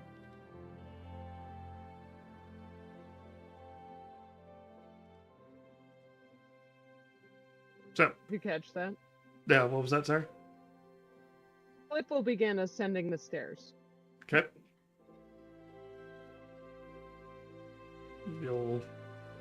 You'll end up in a hallway, which obviously leads to there's a small bed, basically like there's several doors.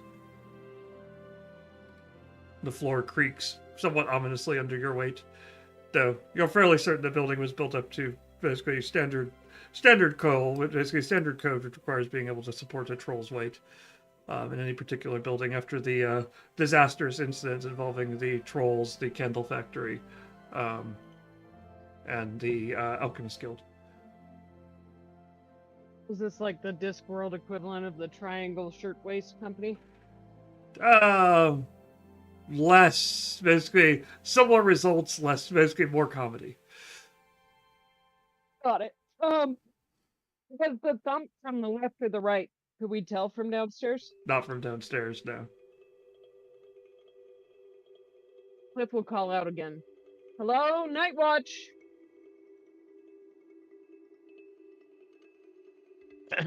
This. Night Watch. Okay. Heyo. Hello! You also hear from downstairs. Sierra has come Oh, really? to the doorway.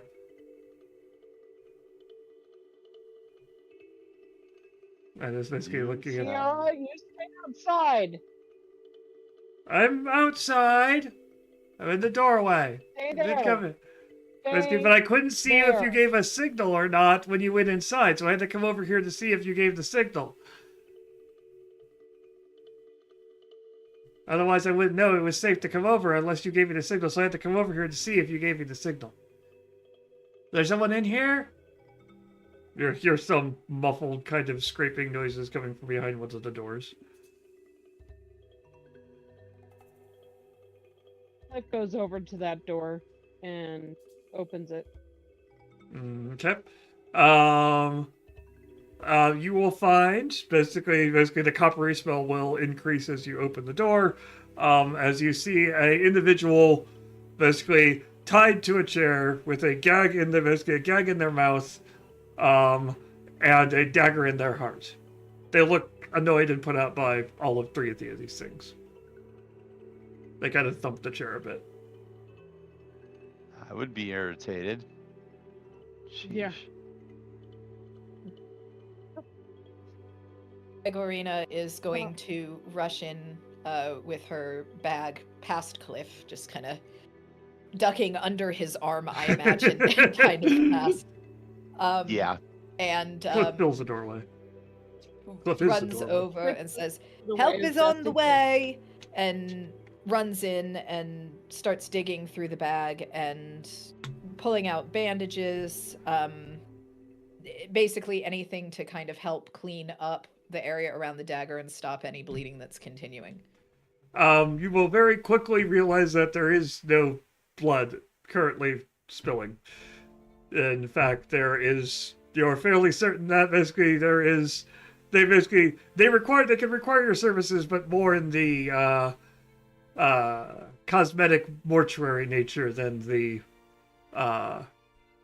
basically in the life-saving Life-saving? measures. I'm taking pictures. In that Cliff. case, He looks annoyed at you. I'm going to It thumps the chair a little bit. I'm going to ungag the person in the chair and say, Fine. "My apologies. From the doorway, it looked like you were in trouble." I mean, obviously, I've basically been stuck here, and somebody stuck this dagger in my chest. Luckily, it seems to be okay, but I'd prefer to be removed and allowed to basically keep going. I'm obviously behind on my deliveries for the day, and this is just going to throw my entire schedule off. Cliff will remove the dagger as requested and use it to cut the ropes. Thank you. I figured that would hurt more, but that seems to be. Basically, he takes a deep breath and there's a whistling sound. And he's like, well, that's unusual. I wonder if that's normal. Well, I'm just going to have to keep going. I don't know why that irritating young man did all that. That's good, but now I've got to deal with that. I'm behind. Basically, if you know what time it is. It's about mid-morning. Tell us what happened. I've been some annoying individual came in here and basically made me late for work. Obviously, it's just apparently whatever must be one of those trick daggers they have or whatever. Basically, didn't actually seem to do anything, but basically tied me up and then stuck me with that silly thing and then left. Know what he was hoping to accomplish, but just. Looks at blood all over the place and back at the face of this individual like it didn't do anything. Well, basically, it's made me late. That's obviously what it's done, but I mean, we can't basically. Igorina is going to pull out a spool of thread and a needle and offer it to the person and say, "May I?"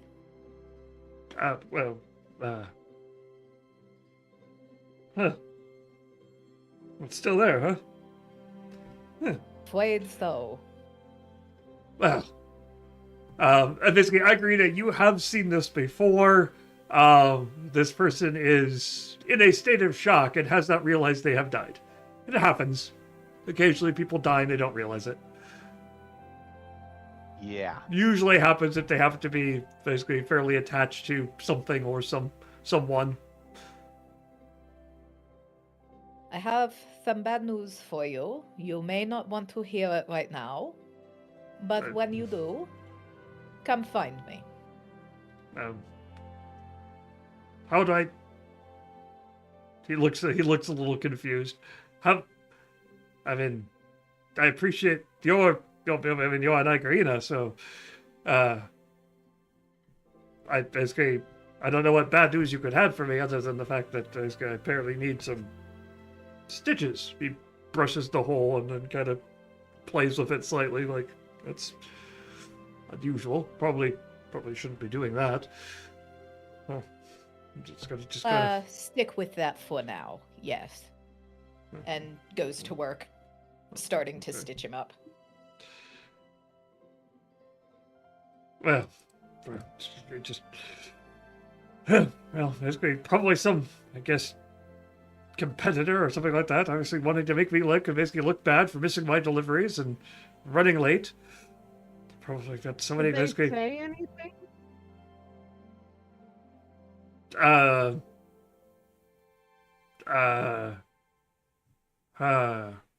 He seems to be like struggling to remember. He's like, I remember golems. Didn't like golems. Seemed to be a sore spot. Something about, well, I feel like that should hurt. Looks down again and then get Agrina stitching him up. But then, well, in any case, basically they can draw the plans, lay stone on stone, then leaves houses empty while the rest of us are thrown out onto the streets they built. Didn't like golems, the chap didn't. Or maybe me, I don't know. Basically, apparently gets golems and maybe clay. Basically gets coal, I guess. Aren't any coal golems? Maybe he just doesn't like. Basically, maybe he's just against the black arts in general. It's such a basically. There are so many people who basically just don't understand what's going on. Basically, it takes a steady hand in order to craft the works of art that I make. Basically, my father didn't see it that way. My father just thought coal was good for burning, and that's all that was. Just missed the chance. Basically, good old Christmas. Basically, Christmas noveler. Basically, he would tell me Christmas, and then we'd have to settle which one of us was Christmas. Basically, which Christmas was being referred to, because we had the same name. Because why change a winning formula? I mean, you got to name the same, and you can pass it down. So you got to keep the name the same. But it did lead to conversational problems occasionally. But in this case, he was talking to me, Christmas. Basically, that's me I'm talking about here, not him. But Christmas, he would say, basically, coal, it's only good for burning. Basically, your ideas are too wild, they're too revolutionary. You have to understand that some are going to be against you. You're a member of the black arts. You can't just go doing whatever. Basically, but I'm like, no, Dad, you have to listen to me. Basically, I, Christmas, not you, Christmas, but I, Christmas, will basically change this core format, and I will revolutionize this shop, and I will give the people what they want. And that's coal in artisanal shapes and flavors, and flame colors, and things like that. And boy, howdy, I've been right. But apparently we've got competitions from the anti-golem people. But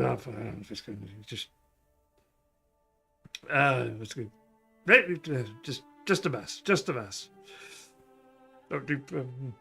Quite done. I need to get back downstairs and probably open up the shop for the day. I'm sure there's probably someone out there wanting their coal for the day. I could miss my deliveries. I'm going to have to go around. So you're going to have to wait to open up. We need to finish talking about what happened. You said that your attacker was complaining about golems. Do you create golems?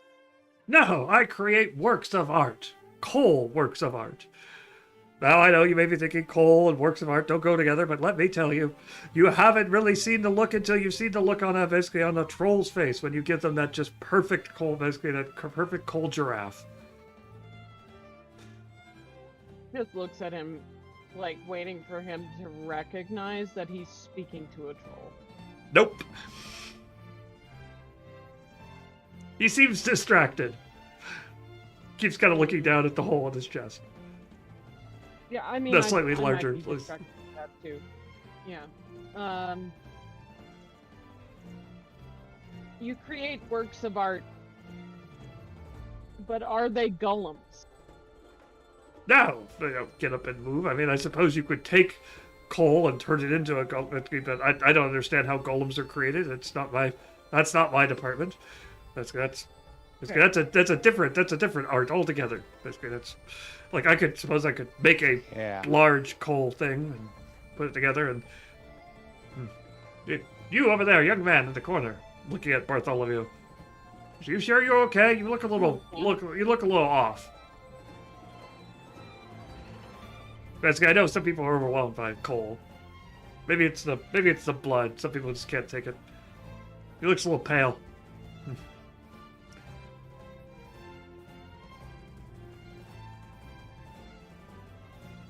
Yeah, I'm fine. Like, I don't understand what the problem is.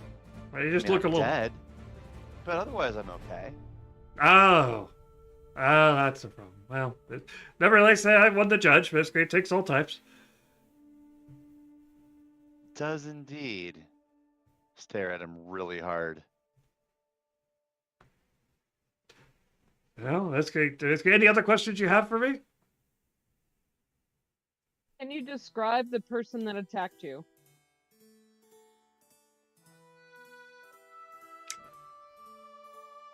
Huh. Funniest thing, basically, just like there's like a blank spot around that time, and I'm just having the hardest time remembering it. I don't know. Must have been just. Must have been something weird. Must have fallen down, hit my head, or something like that, or maybe that gag was a little tight, cut the blood flow off. I would explain maybe some of this. I don't know. In any case,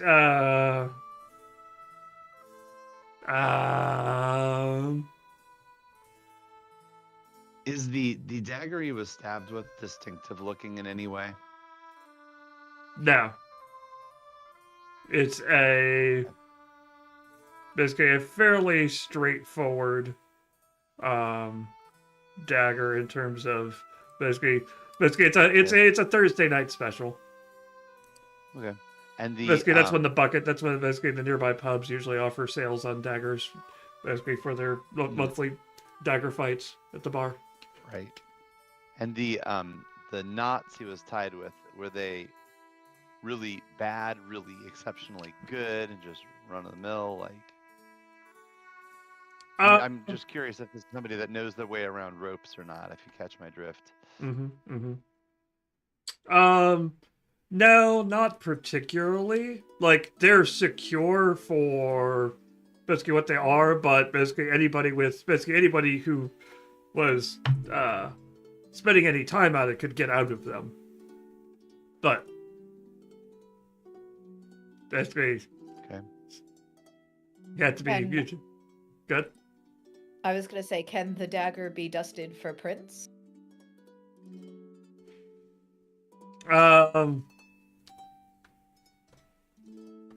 to remember Discworld. It's like I think at this world So point, am like I think at this point, this girl has friends. The answer is the Igorinas would probably know about that. Yes. Okay. Now, basically, you would have that. Basically, you would be able to do that, but you don't really have any solid thing to compare against currently. Yeah, I'm trying to remember if there would be something at like the station that would be some kind of like imp automation, like fingerprint comparison device. Well, basically, for now, we will say the fact that you could get prints, and that if you have if you have literally the hand of someone you suspect of having done it, you could probably get it, and the process is usually not destructive.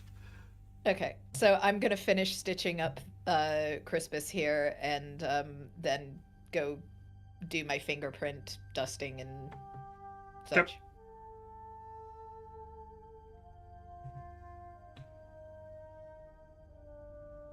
Okay, he'll basically kind of go, wait, I do remember something. Basically, like, he's,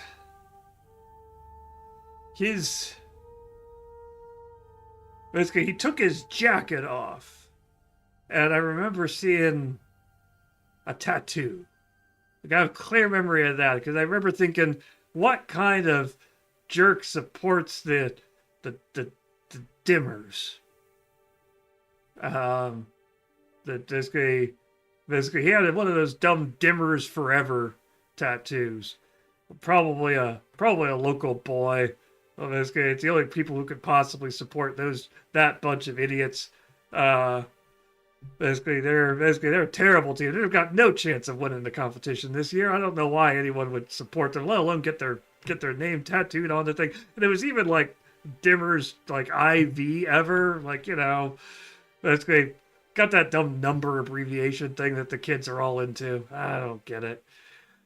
But basically, probably from Dimwell. Dimwell is a local area, basically relatively nearby. Does Cliff have any background knowledge about what the dimmers are? Football team. He'll Like explain that. American football or soccer? Soccer. Okay.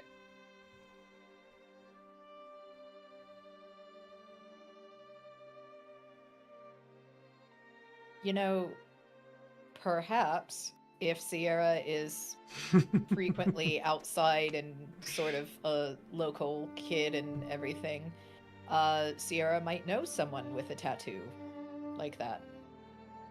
But Igowinas are not so good at interrogating suspects. Well, we're not interrogating a suspect. We're talking to a victim. But that's okay. I'll talk to Sierra. Where was the tattoo? Forearm. See, remember that when he was stabbing me? Again, he looks down and kind of looks at his chest. Huh. Must have missed anything important. Just got lucky. Kind of. That's great. Darndest thing. Just feel kind of off. That's good. But gotta get back down to work. That's great. He'll. Yeah. You know what? Start the. Basically. Maybe I'll get a drink Nobblers, first. Let's go downstairs and see if anything is missing. Oh, you think it might have been a robbery, huh? That's why he tied me up and tied me to the chair and. You gotta rule it out. Ah, all right. He kind of stomps his way, basically unstably, basically arching his way towards the door. His foot must have fallen asleep while I was sitting in the chair. Just, you get that weird numb feeling, all basically tingly type thing, and things just don't feel right. Weirdest thing. Basically, stomps his way downstairs. Oh, hi, Sierra. You've been stabbed, mister! Are you dead? What? No, what are you talking about? It's just a small wound, basically. It's fine. It's right through your heart. I can see all of this. I can see some of it. Well, I guess not. It's stitched up. So she's just like, that's a pretty basically solid place. Mom said humans basically don't feel good when they get hit there. Well, basically just tougher types. Just shrug things off. Okay. Can I have some coal? It's fine. Just let me just start. I'm assuming all of you are coming back down at this point. Yes. Mr. Nobblers, before you give Sierra anything, please look to see if anything is missing or in disarray so that we can rule out. Well, my front door is broken. Yes, unfortunately, I had to break it to get in. I will be replacing the door handle. Don't you worry about that. And my apologies, but we were worried someone was hurt in here. It's fine. Just okay.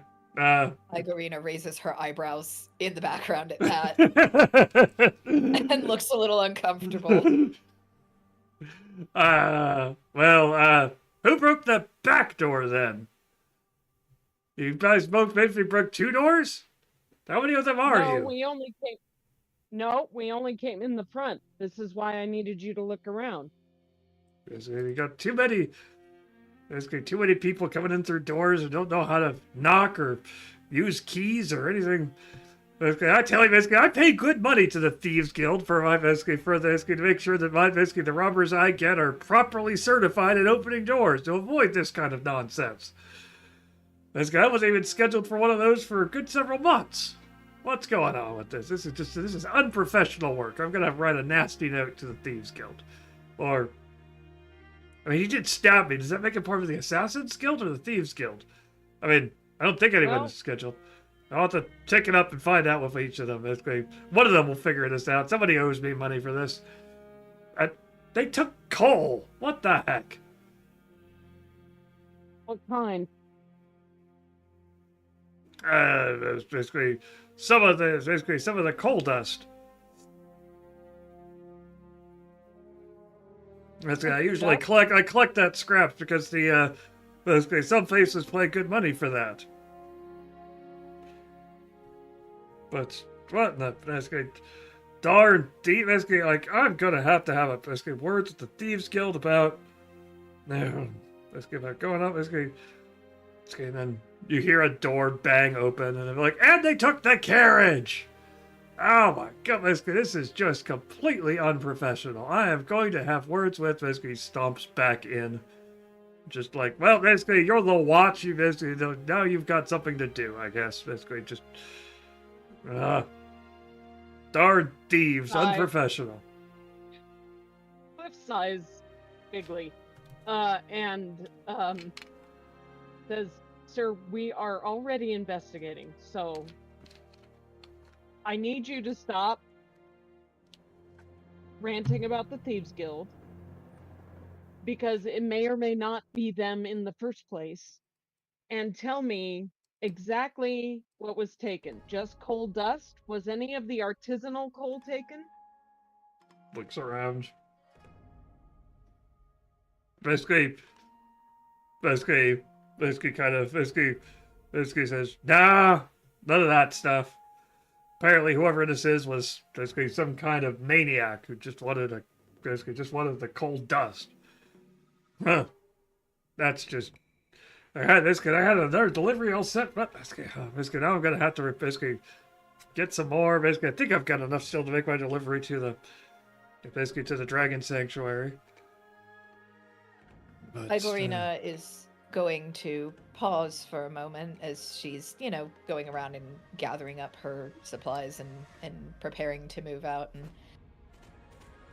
sort of tilts her head and looks over at the rest of the constables and the detective and says, if only the coal dust is missing.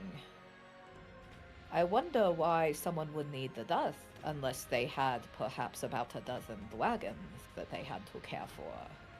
Oh no. Yep, you're following my line of thought there, Igorina. Yeah. I knew I didn't like her. Yes.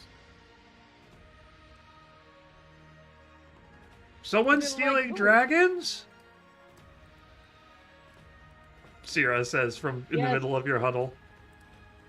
Yes, Sierra, we saw, we know that there are some missing dragons from the sanctuary, and hey, I have a question. Well, one of them's on her head. Yes, she adopted that one. That one's not missing. Yeah. I have a question for you. Have you ever seen anybody with a tattoo on their arm that said Dimmers Forever? She screws her face up in the, basically there's a little grinding stone as she scrunches her face up. Dimmers forever. They're a terrible football team. Only those Dimwell idiots like them. At least that's what my mom says. She says that she's lost good money to those idiots. Yeah. But, Did you ever see anyone who liked him? that's all the people over in, basically, those are the people over in the, basically in Dimwell. And, like, there are some of them at the boarding house. But I don't know if I I haven't seen, I haven't seen a tattoo. But basically, that's where at the Ethan's boarding house. Some of those some of those Dimwell people were basically around there.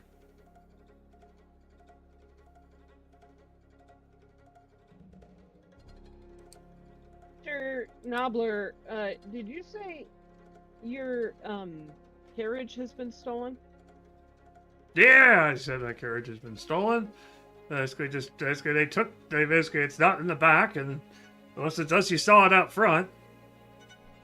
I mean, it says Nobler and Sons on it. It's fairly obvious.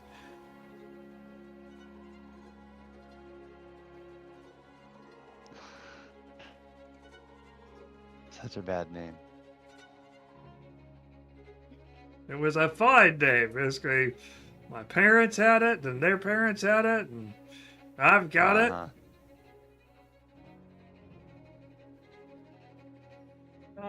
Okay. If Cliff takes a look outside, can we tell which direction the carriage went off in? What would you use for investigation?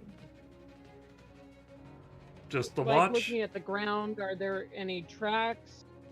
Well, basically, I'm asking for what trait you're using for tracking. Oh. Like, there are tons of carriages outside. Like, you can definitely tell the carriage used to be here and has been pulled in and out of this, basically around this shop multiple times. But trying to track this particular carriage is difficult.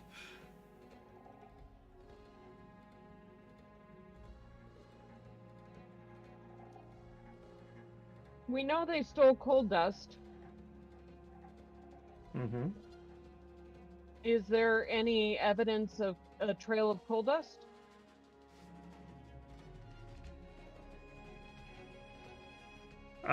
It is basically... Actually, Yes? Cliff will actually also call Igorina out here to have a look around too. To the back. I assume I would be able to pick up tire tracks. I think she's more like forensic pathology bodies and such, but she should still know some basic crime scene investigation. Totally. I mean, that's probably more in Bartholomew or Surly's court. I would agree, yes. I mean, everybody have a look around, says Cliff. By the way, do we still have Surly? I haven't heard anything out of Yeah. Tony for a bit. Hi. Okay, hi. He's been quietly He's taking taking photos. That's fine. I just wanted to make sure that he wasn't like on mute and just been trying to talk this entire time and something had happened and we just had missed it. I mean, this is real. This has happened on multiple occasions. So. Yes. This one's why I'm like, we should double check it. Let me double check and confirm. Especially since you can't see me anymore. Exactly. And while we're investigating, I am going to step away from my keyboard for just a minute. We're probably right around the time that we wanted to take a break. Oh, that works. I just have Yep. to go to the bathroom. So, we will pick up the investigation from here. Basically, we could probably ask everyone okay with taking a 10-minute break here. Yeah, totally. Cool. Yeah. We will come back in 10 minutes then. Cool.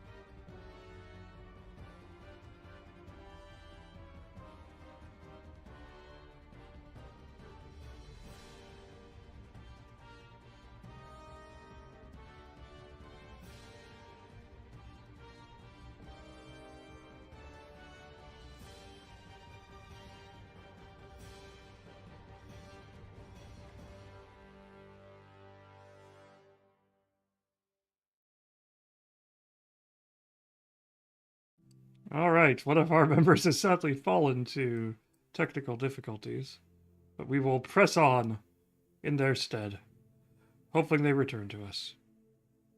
20 will return. 20 will return after a brief intermission.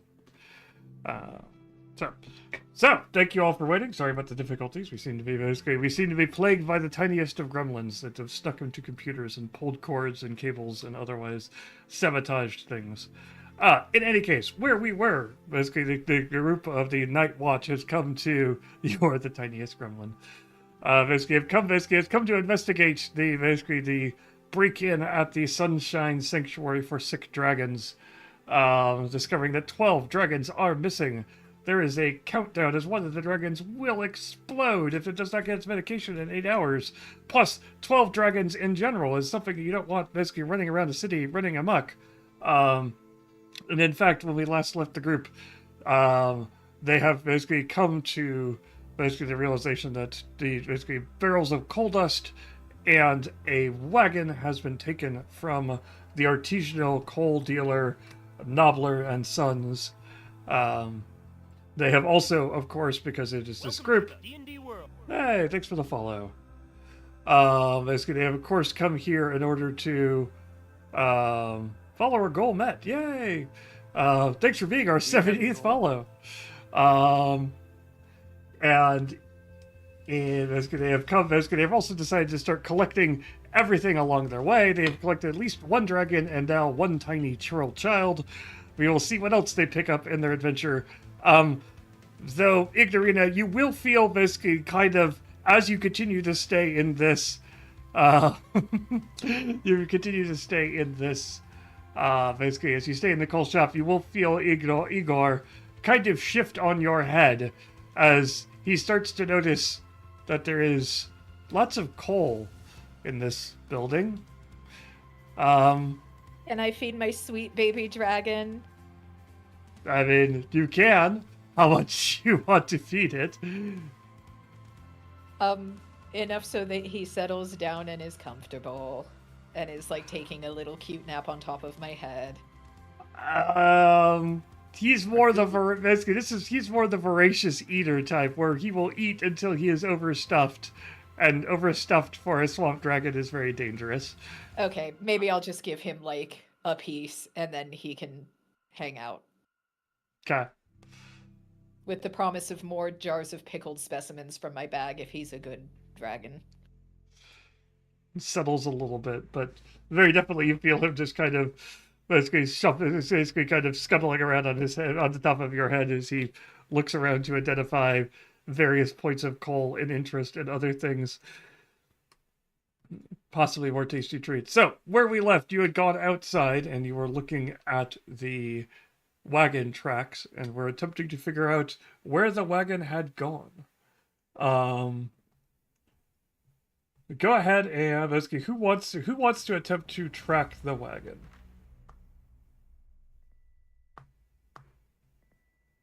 I'm going to recommend that we have either Cliff or our or not Cliff, Surly or our brave detective here. Looking at my character sheet right now, actually.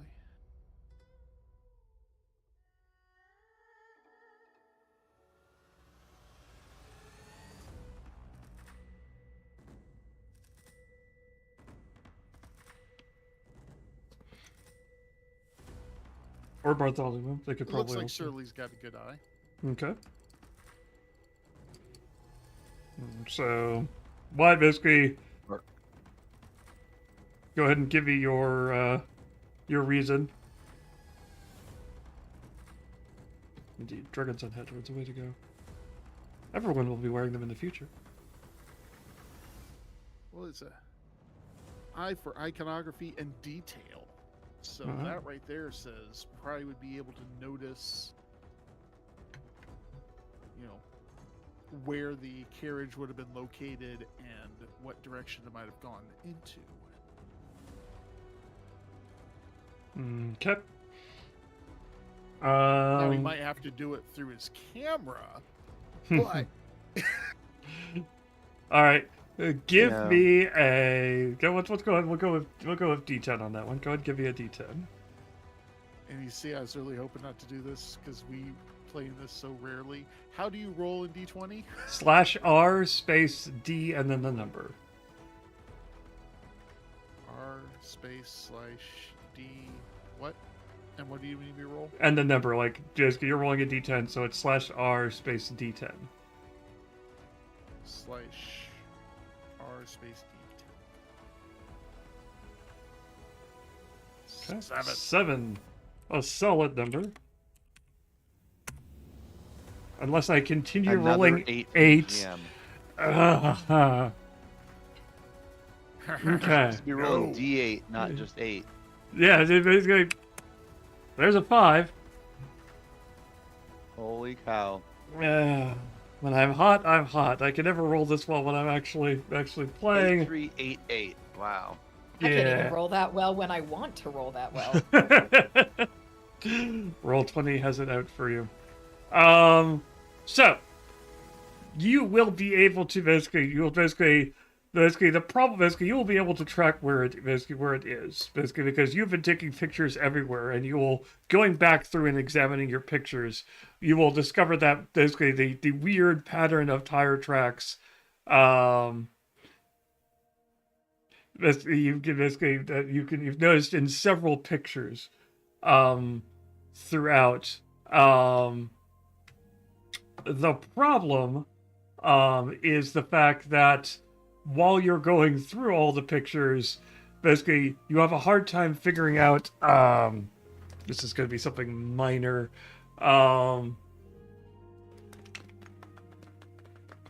So you're having a hard time figuring out which way things were going. And so you're getting confused on coming and going.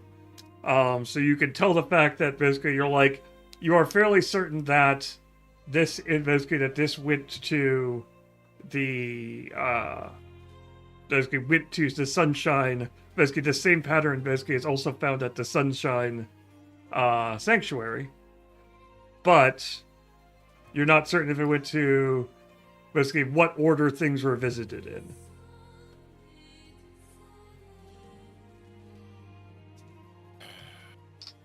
We did get the tip about the boarding house before we went to break, that there were dimmer supporters there. So if it was indeed like one of them, like maybe they would be there. I mean, at the very least, we can go and check to see if any of these tracks are over at the boarding house.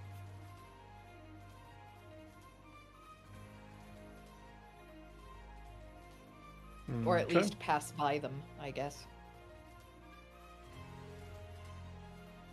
Because if you think about it, if you have a dozen dragons that you're trying to hide, I mean, you're not going to put them all in a boarding house, surely. This is Discworld, land of the ridiculous, but not that ridiculous.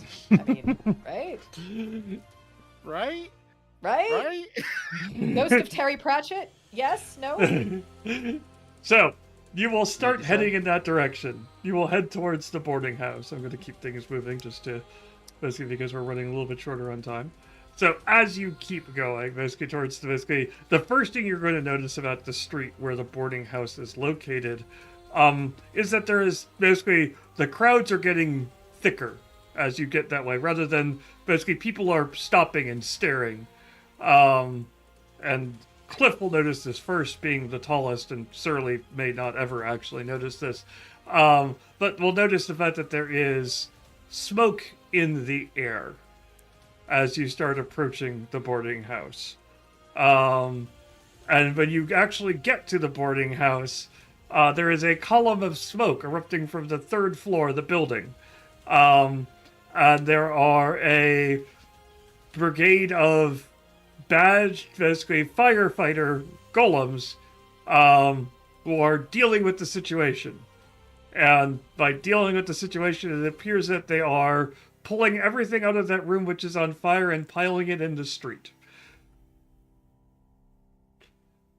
So they are walking back in, going upstairs, then basically they will return later with something on fire that they will drop into the pile out basically into the street. you can Adding it basically to the rest of the fire. yes. Can you all hear me? Yay! Yes. Welcome back, 20. Is my mic Yay. louder? Meh, Somewhat, we yes. can hear you. Okay. With 200% volume increase, you are comparable to the rest of the group. Great. Oh, what? Now you got louder. Hi. Yeah, I'm turning up my own input. Is that better? It's fine. Yep. I will probably pull you down a little bit in the call. Keep talking? Great. Hello, hi. Hi. Okay. Hi. 407 years ago. That will work fine. Is that's good? That volume good for everybody else that was getting blown out? All good. Yep. All right. So yes, indeed, the basically Sierra is kind of like enamored by all this and quickly runs over and kind of starts basically like poking at the fire. The dragon on your head is very excited by this Ignorina. Basically, it's kind of perching up and kind of flapping and kind of basically obviously you're basically maybe it's trying to posture and gesture and maybe it's flirting with the house, like it kind of like it starts belching its own smoke and fire, trying to match the fire and smoke patterns of what's coming out of the house. He basically seems to regard the smaller fire between them as a threat, and so is kind of hissing at it. What are the rest of you doing?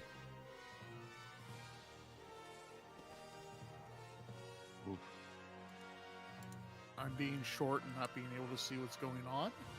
Well, you can basically, at this point, basically, you're probably able to, because by dint of being the Night Watch, you could push your way to the front of the crowd.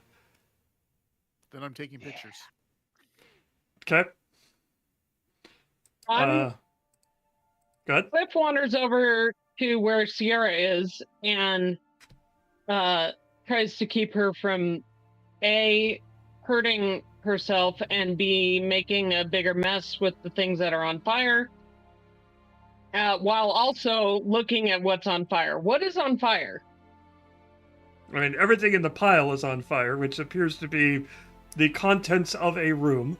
Though, basically, it looks like the bottom of it, basically from these scraps and other stuff that you could still see, if you're looking at the pile, it started with basically like clothing and other stuff and is now escalating into parts of the room. Like walls. Parts of the wall? Walls, doors, things like that. Okay.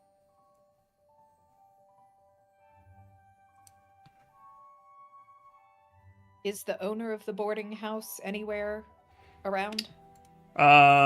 Yes, basically there is hands on hips.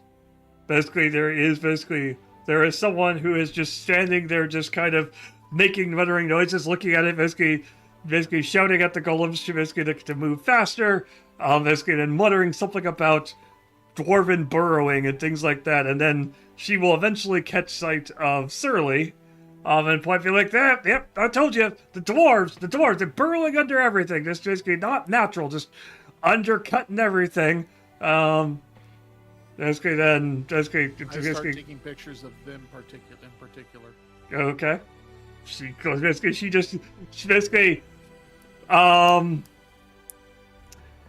you have to change the lens on your camera.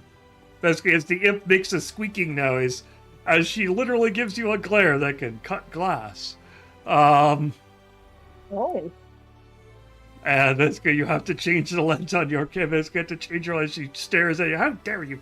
Basically, you're not doing anything to help Night Watch. What are you doing?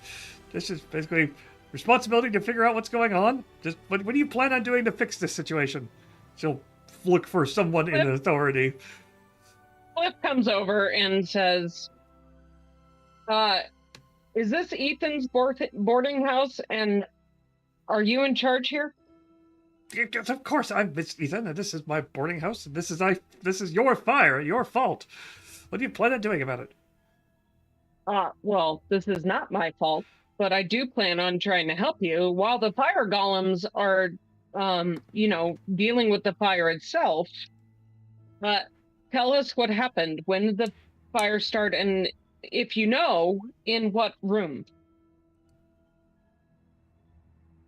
Well, basically, you give me a, at this point, go ahead and basically, we'll call this is your job as the face of the watch, we'll call it. Give you a D10 roll.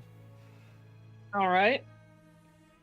Basically, to see how well you could convince her to actually answer the questions versus. Like calm down and interact. Yeah. Yep. Oh, not very well, apparently.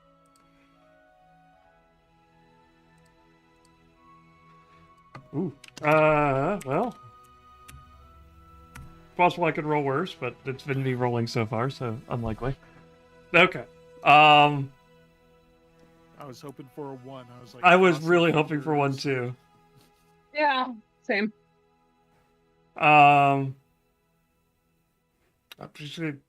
Well, I'll tell you basically it happened last night. Basically at some point last night, woke up basically to smoke and other stuff, just basically burning all over the place. And now all I've got is basically a crowd of people outside my boarding house instead of inside my boarding house like they should be. She just kind of gives you a basically like a waspish look and just like, and now you're just standing out here asking, can't you help them or give them better orders or tell them to do something? Ma'am, I don't run the fire brigade. I'm sorry. They're doing their job. It would be wonderful if we could figure out, what preceded this fire. Who is staying in your boarding house? And have you seen anyone with a tattoo on their forearm that says Dimmers Forever? She looks at you and she's just like, well, we've got several people in the area who like the Dimmers. And there plenty of people basically have been doing that. Basically, I can't give you the list of everyone who stays here. People come in and out all the time. And again, basically, if you want to find out what's causing the fire, I suggest you just figure out what's going on figure out what's going on, why the building is currently on fire. Ma'am, I'm not an arson investigator.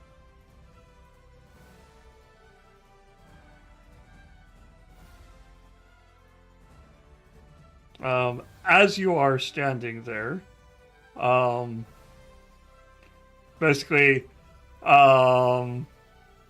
suddenly one of the walls of the boarding house, basically the ground shakes, and one of the walls of the boarding house collapses as there's a woof of an explosion.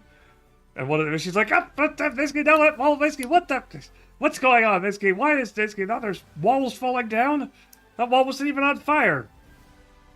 Basically, did the Alchemist Guild set this in? Basically, she just starts looking around like, where's the Alchemist Guild? Are they responsible for this? Basically, dwarves burning underground, basically probably storing stuff with the Alchemist Guild. It's terrible, I tell you. Ma'am. The watch is just standing around Ma'am. here. Yes? Ma'am. What? Yes.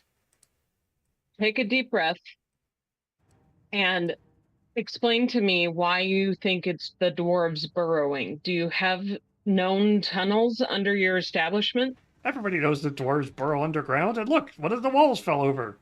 Basically, there's that crater right there. Is there a crater? Yep. Where she points to it. Is there any signs of digging? Or is this like a natural sinkhole? What basically? Let's see here. Basically, this is going to be one of those. Identifying what the difference between a sinkhole, a crater, and something else. You can't really tell. Basically, so it's not going to be a strong roll for you. But someone else might be able to do better. I have a feeling I'm someone else. I would hope a dwarf would be able to tell. Nah.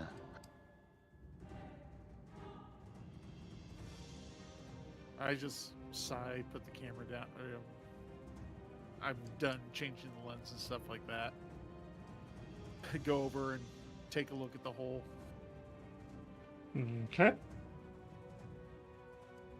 Yep, it's a hole. Go ahead and give me a. This is somewhat. Basically, you put down your camera, so you're at a little bit of a disadvantage here. So you're at a D6, unless there's some other trait that you think would increase that. No, he's not real excited at being stereotyped like this. So Okay. 4. You'll roll a 5. 7. Oh, no, you'll do a 7. Gosh. Arse. I can't help it. So what you will end up doing is you are now covered in soot. As you stumble basically on the edges of it, and it collapses a little bit more as you discover that there is indeed a tunnel. But it's a burrowing, like a small creature burrowed under, basically kind of thing, and then basically it ends in the crater.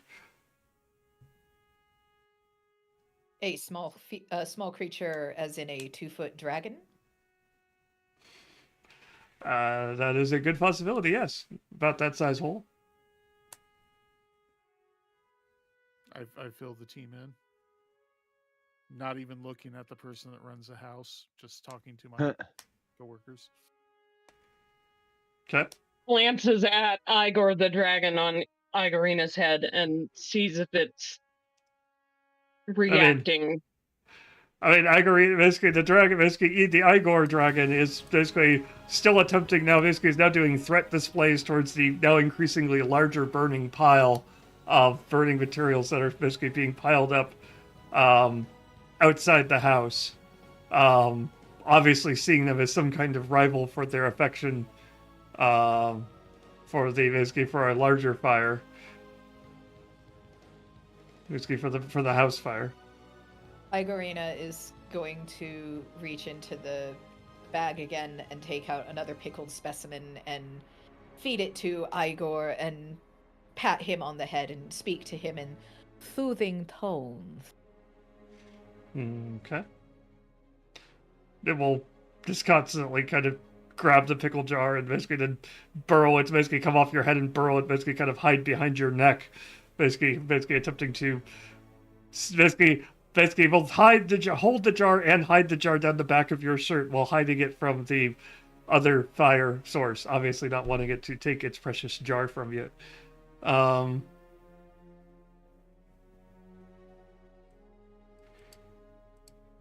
Go ahead and give me a... The system is a little bit interesting. Okay. Go ahead and give me a D10 roll for noticing things as you do that, Egorina. Above a 5. Which is what you want, because I have a 5. You will note, basically, that the pile, basically, given that you're paying attention to the piles of stuff that are building and things like that,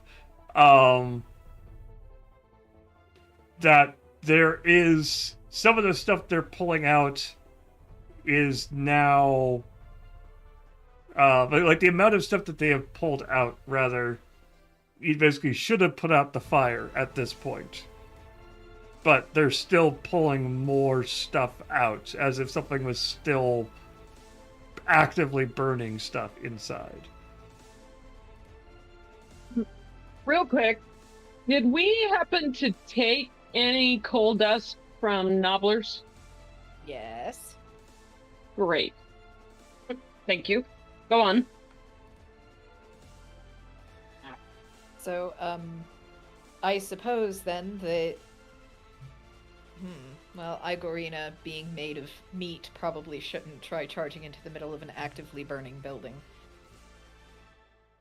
No, I Right. do believe that might be Cliff's domain.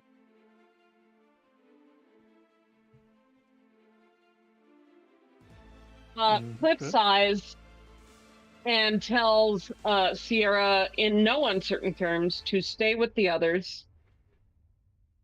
Which others? And the other watch members. Okay.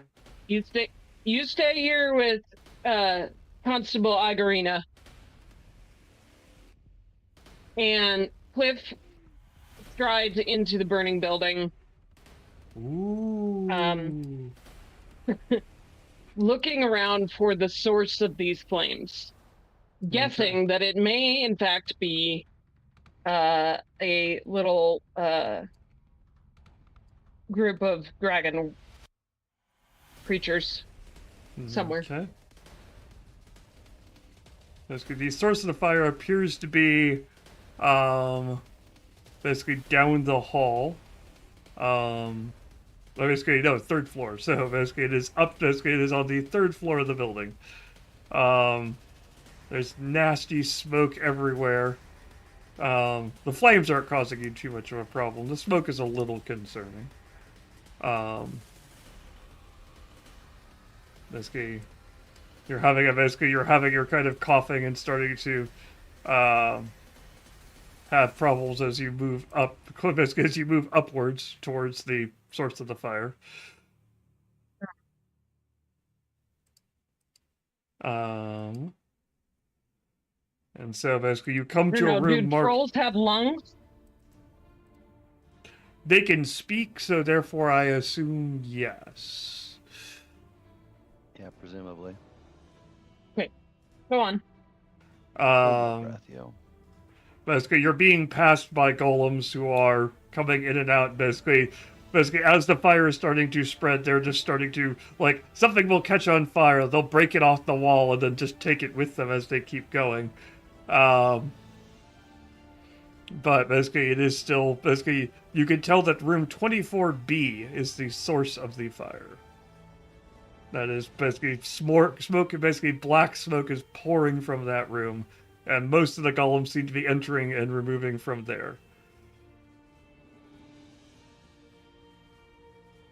Okay, well, Cliff goes in.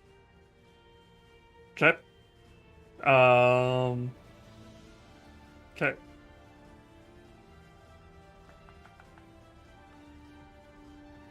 Go ahead and give me basically. This is going to be, basically, it's going to be difficult unless you have a reason for why you have a good chance of searching at a burning building.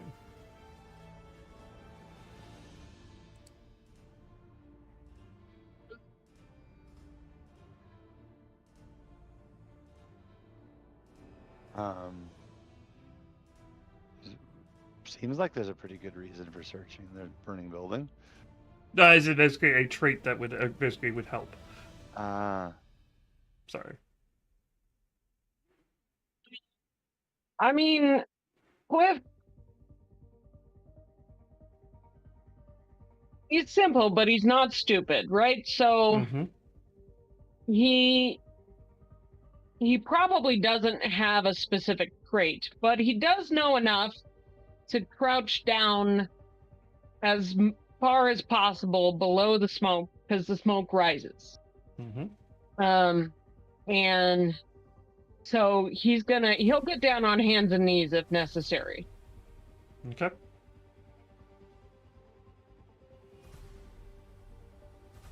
Okay, we'll move it up to a D10. Go ahead, give me a roll.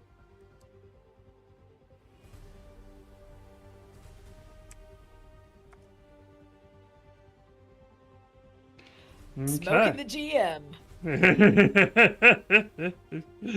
Literally this time. Yep. Okay, so basically you are managing to keep out of the worst of the smoke. You're going to find two things.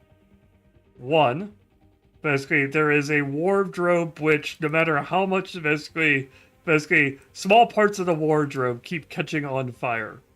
Basically, then a golem will come in, take that part off, and leave, and then another part of that wardrobe will catch on fire.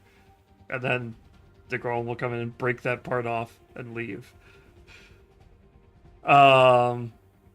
You will also note in this room one of three things, which you basically will have essentially time to grab one of them.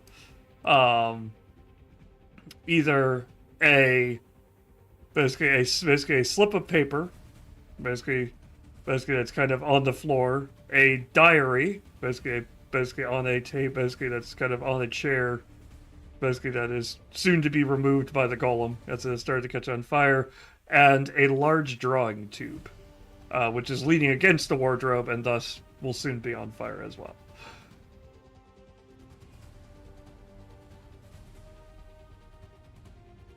So the wardrobe seems to keep spontaneously combusting, and there are one of three things you can grab. Are the wardrobe doors closed? I mean, as much as they can be said to be closed at this point. Yeah. They were closed when it caught on fire? Yes, as far as you can tell. Like, the top half of the wardrobe is being carried out bit by bit.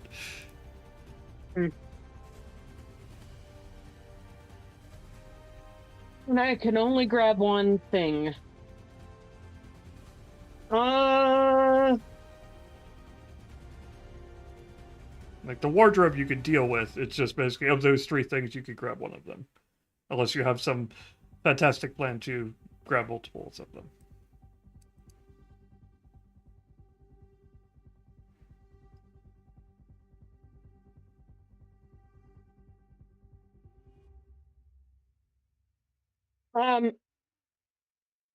Okay. Cliff grabs the diary off the chair. Okay. And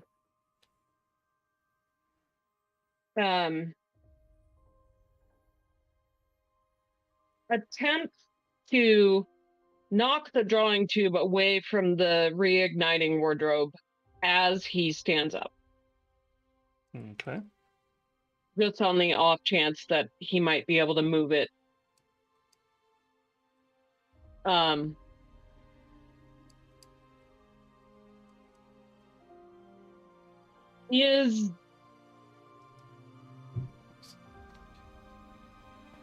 Is there any evidence in the briefest of glances that there are dragons in this here bedroom? I mean, wardrobes don't normally spontaneously combust. But, am I seeing a dragon? Again, the wardrobe is shut, as it were. So, okay. There is a possibility there is a dragon in there. All right. Can Cliff, pull the door open or, break through it, whatever needs to happen? Yep, you're opening the wardrobe. So basically, as you are going to open the wardrobe, basically you get a face full of fire. You now gain the trait, blackened face.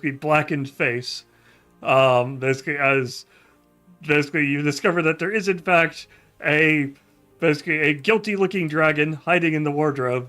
That as soon as you open the door, it starts and immediately just explodes fire in your face. Luckily, you're a troll, so mostly all it does is just kind of carbonize the top layer. But you do now have soot mask all over your face. We'll say, Gunter, is this you? Basically, it flaps its wings and coughs more flames. All right. With his free hand, Cliff grabs Gunter or whoever this is by the scruff of the dragon neck and begins. It does have a collar with a ridiculously large tag. Great. He grabs this dragon by the collar and starts walking out. Okay.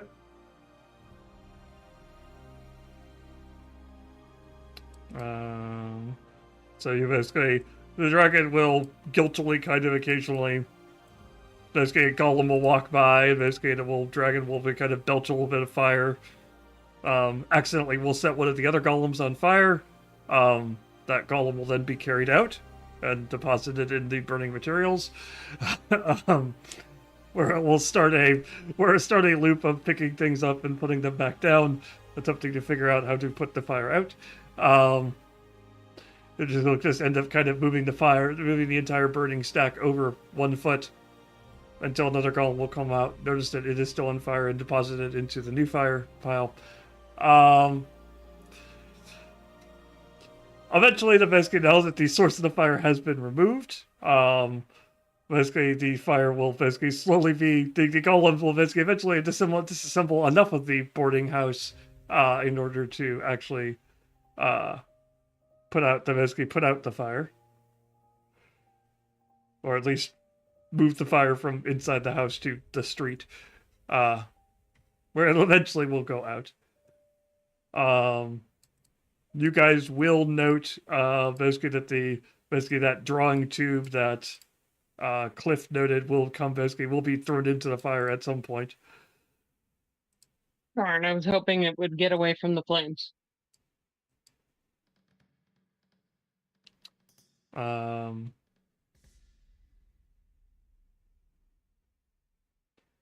You will basically discover that the tag on the dragon basically will read, "My name is Smokey. If found, please return to the Sunshine Sanctuary for Sick Dragons. Please do not feed me under any circumstances." It will make flapping noises and basically definitely be kind of basically still upset and still occasionally belch flames and set something nearby on fire. Basically, possibly other buildings, possibly basically almost sets a small troll child on fire who is very interested in the dragon. Igor will of course be incredibly interested in basically in this, and will flap around and make noises, belch things, and the other one will basically belch things, and they'll almost set each other on fire, but in a meet cute kind of set on fire way. Basically, Igor will attempt to show Smokey the jar he's holding. Smokey will attempt to take the jar. Igor will be upset, try to set Smokey on fire. Later, Levi. Levy G. Wolf. And so basically there will be more of that. More of that will continue.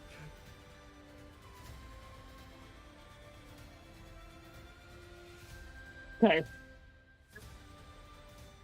Dragons don't communicate in words, so... But maybe they understand more like a smart... I don't know. Hey, Smokey. Were any of your friends in there with you? That is too complicated. Basically think cat or dog. So, like, some simple commands, but not necessarily, basically, it will eventually kind of, after exchanging... Good? I was going to say, so we're not Lassie smart here. Basically, not directly, now. We'll say that. All right. How about, hey, Smokey, where's your friends? Find your friends. Give me a winning smile roll. So we'll call that we'll call that a D10. All right. Oh my freaking God.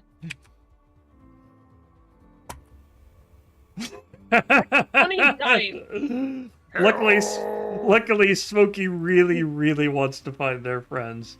So Smokey will hop off, and will basically if you let go of Smokey, we'll kind of sniff back towards the building, and we'll then basically.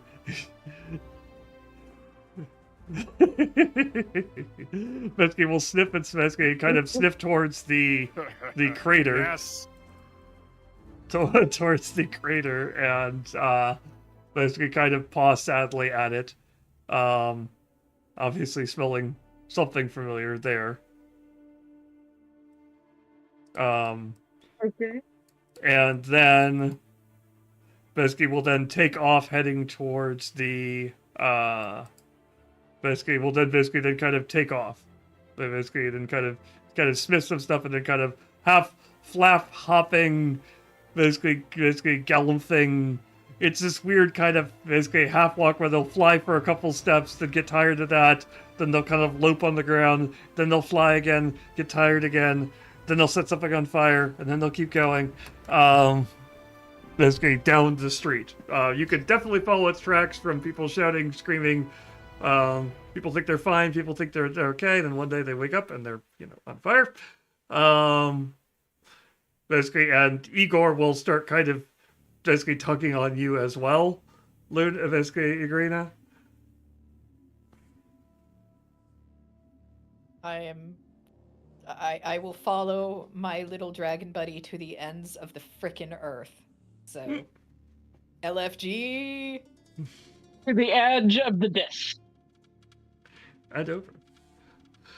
Okay, so you will basically keep going. Basically, all of you will follow, and you'll end up finding the dragon will just kind of be spinning basically around in circles, making noises, setting small things on fire on the bridge.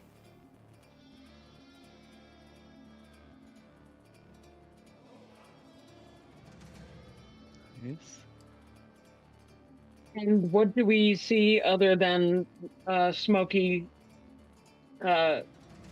doing circle zoomies?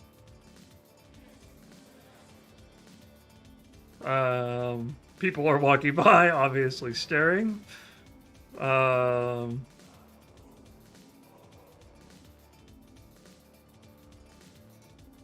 Basically, people are kind of passing over the bridge. Basically, everything looks to be normal.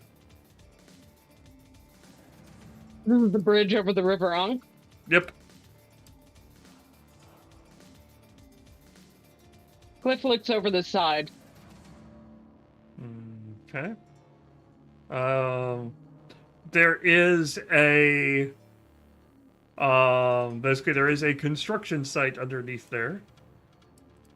There is a lift that will that is meant to take things from on top of the bridge down to the bottom. That looks curiously basically out of place. Like, parts of it are parts of it seem to be broken.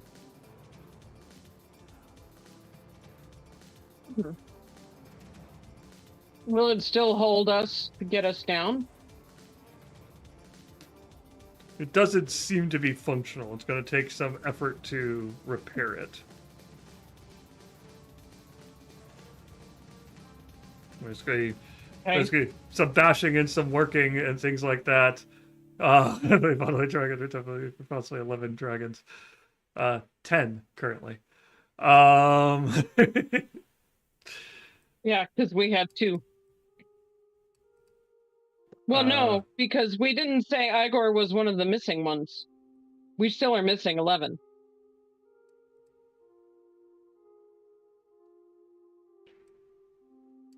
You have basically...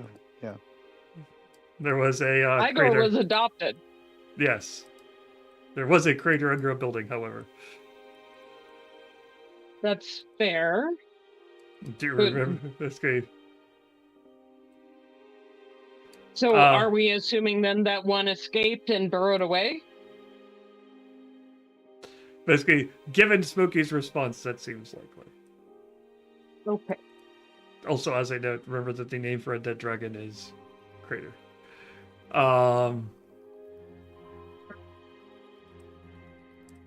As Crater dragons get nervous and then excited, and then they explode. So, basically, fixing the lift will require brute force and mechanical cutting, but will likely be noisy.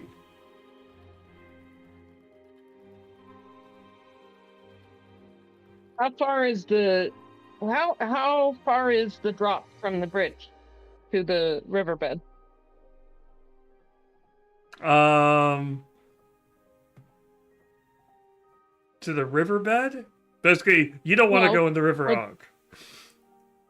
Well, okay, is the construction site on the ground on the bank, or It is is it? underneath the bridge. It is basically kind of I it's slug. Basically, it is doing repair work to build up reinforce the bottom of the bridge, which has been slowly eaten away by the river.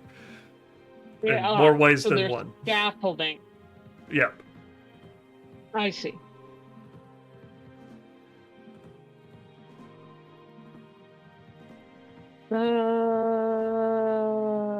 Thoughts, team?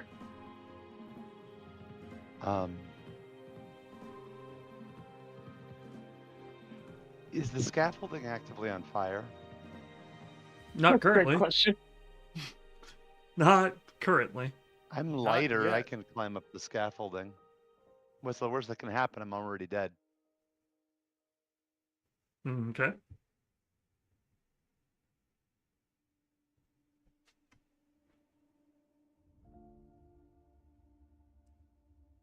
Anything else? Any other plans? Nobody Or anyone gets else to toss joining? me. What? Wait. Toss me. Nobody gets to toss me. That's from Okay. this series. I say holding up my Lord of the Rings Christmas sweater on mine. Nice. It was a fantasy novel. I figured it was appropriate. Totally.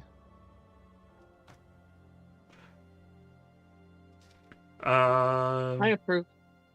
So, is anyone else joining Bartholomew on this quest, or is Bartholomew going under the bridge alone? I'm going just- to give Bartholomew one of my little kits that I have with me out of one of my bags, like a little first aid kit, just in case, because an ounce of prevention is worth a cure. Okay. I was gonna say, just sometimes Thank you. he needs to feel like he doesn't have a partner. Sometimes he needs to feel like he's his only friend. Wow. Nice. So get under that bridge. Okay. Let's see here. You climbing. Any trait you want to call out in particular for climbing down this?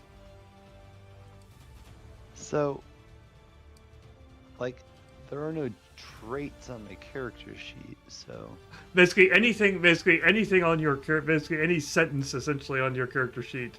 Yeah, basically all that is considered traits. Organization to watch, your niches, your core, your quirks, even your name, or possibly stuff from your background. All of it can basically qualify as a trait if you spin it the better right it way. happen to me than you. Okay. So you're stepping up basically for someone else basically. As I said, I'm already dead. What's the worst that could happen? Frankly, he's too dead for this stuff.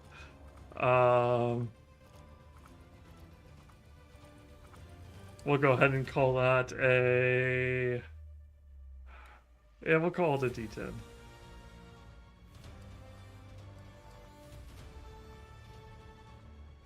Okay. Go ahead and give me that. I'll do that. 6. Come on. Yes. 3. Okay. We both rolled bad. It's great.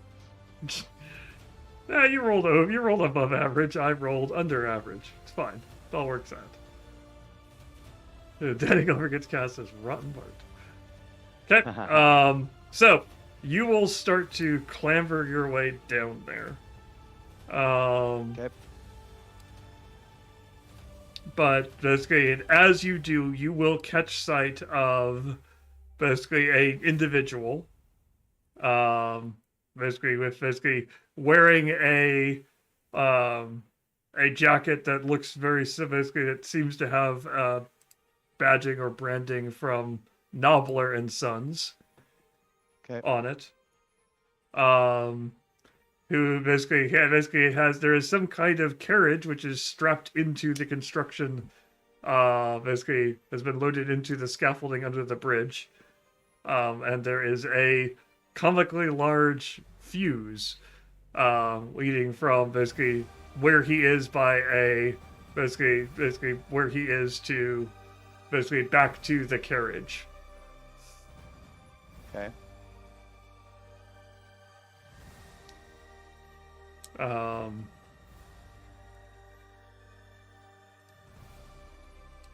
He will, given the time, he will notice you coming. Because you're not being particularly stealthy, you're just clambering down. Basically, Correct. shout something about this will show those golem drafting what a real person can do. And we'll light the fuse.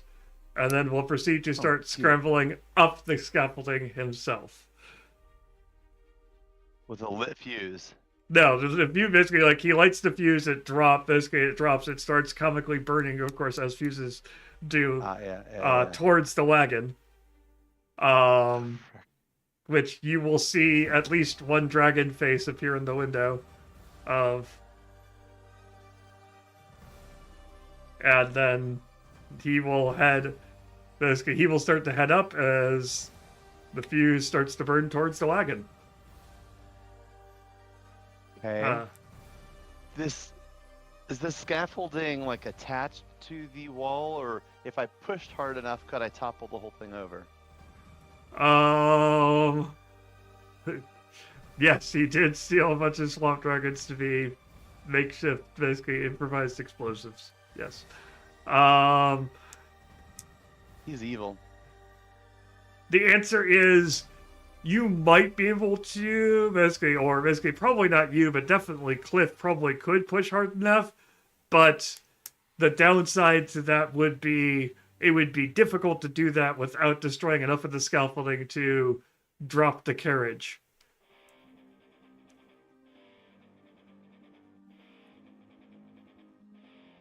And while that would put out the fuse, maybe, the River Ankh may or may not be flammable today, you haven't checked. It would definitely startle all of the dragons, resulting in them which would then cause a chain reaction of the rest exploding. Gotcha. Yeah, we don't want that.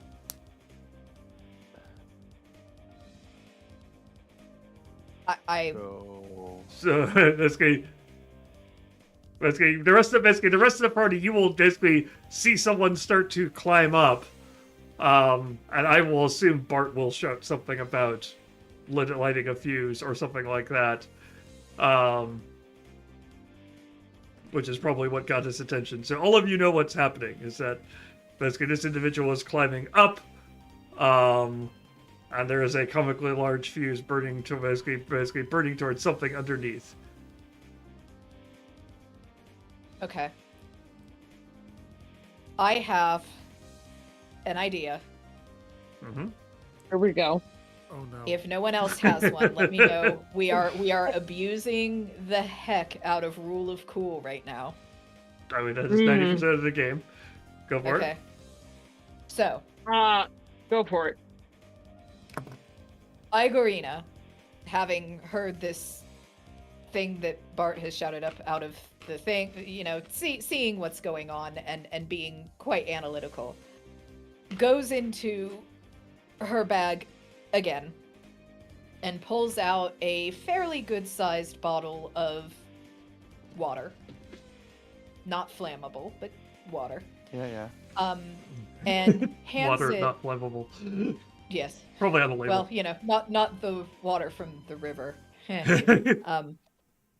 And shows it to Igor, and in a very, once again, soothing, dulcet tones, says, "Go drop the water, boy. Go drop it on the fuse. Go. Put out the fire." And hands it to him and sends it to him to, fly over the pit and hopefully drop the bottle of water in such a way that it falls onto the fuse in the exact spot, crashes, and puts out the fuse before it reaches.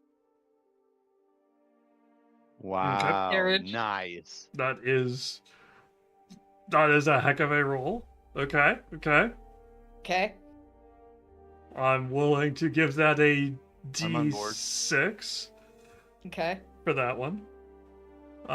Basically, is anyone else? Basically, anyone else have other things that they are doing as well during this? Basically, essentially, you have basically, he is going to, because of course this is this kind of situation, he will reach the top, basically run into a small troll child who happens to be staring over at that exact moment. And he will grab this small troll child and run. Basically lugging a small troll child away, attempting to keep her and take her as a hostage. Because of course, it's that kind of situation. Of course it has to be Sierra. So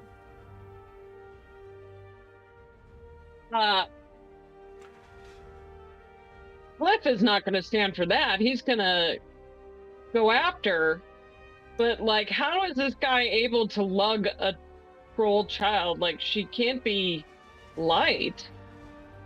no, it's basically like he's picking up like, yeah. Basically he's not like a basically she's relatively small, like she's young.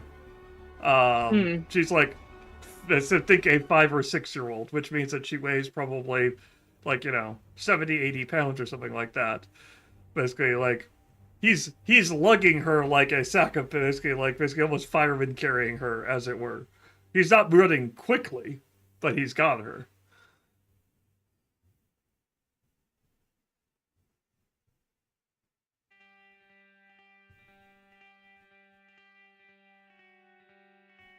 So, who is dealing with basically Cliff obviously wants to deal with that. Basically, certainly, are you dealing with the fuse, or are you dealing with the chase, as it were? I'm going to, seeing that I can't make it down there in time, they've got the best ideas, I'm going to follow Cliff and start barreling towards the jack wagon that took the kid. Okay. Bartholomew? So this guy's climbing up the He has crossed off the basically. He has gone over the top and is on the bridge itself already. What? Yeah, so he didn't climb up with me. He climbed up and climbed up the scaffolding. Oh, were you both going back? Were you both going back up after you went down to? Basically, you have your choice of which one you want to deal with. You could either go after him, or you could deal with the carriage. That is the split decision you have to make. I'm going after him. Absolutely. Okay. I mean, I would have pushed him off the scaffolding if possible, even if I had to jump off to do it. But if that's not an option, I will. He's on the other side of the bridge from you, essentially. Got it. Oh, I'm gonna body check him off the bridge. Okay. You're doing that. Basically, Cliff is. Basically, what is Cliff doing?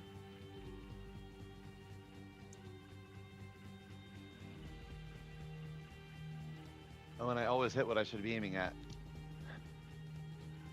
Yes. That may not be what you were aiming at, but you should always hit what you should have been aiming at. You know. No, we cannot currently hear you, 20. You've sadly gone silent on us again. Muted into Discord? You're not muted into Discord, so that's not the problem.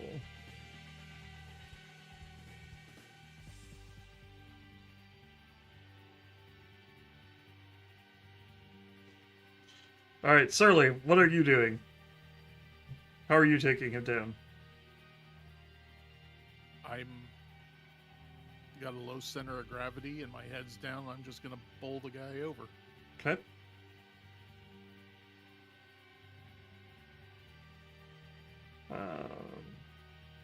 Alright, so we'll start with Igarina's wonderful plan to convince a dragon to drop water on a particular fuse.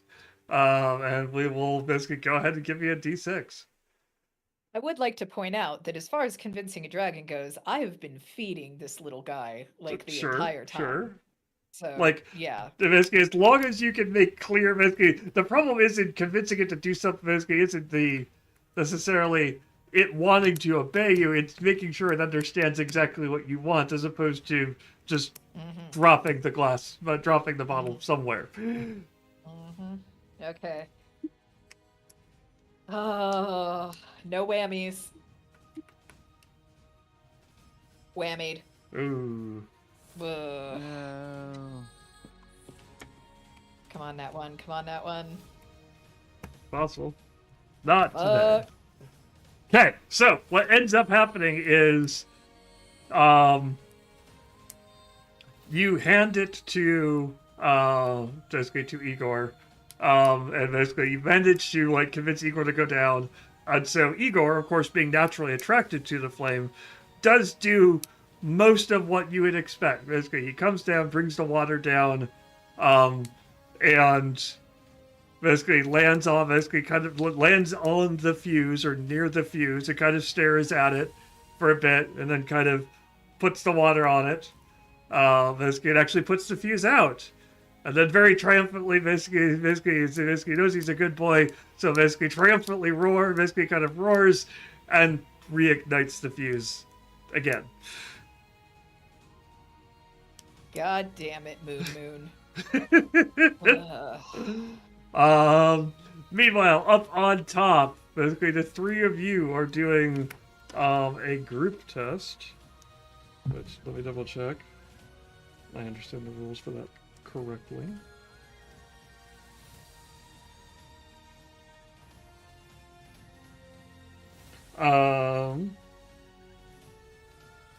Basically, players state their action and the traits, and the GM decides the die they roll. Then basically all players then roll. I only roll once, and then I narrate each result. The outcome die that rolls the highest basically has the most advantageous outcome. So essentially, it's the three of you rolling, and it's just one result. Okay.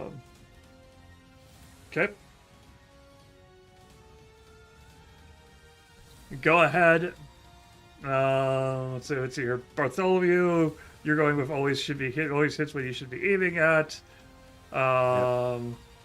Cliff will be back soon. And what trait are you going with? Blends into the background so he won't see me coming. Okay. Taking it by surprise. Okay. Hello? Hey! Tell us how you really feel about Discord right now. That's about right. Okay. So, basically, the three of you are rushing to take down the man who is kidnapping a small child.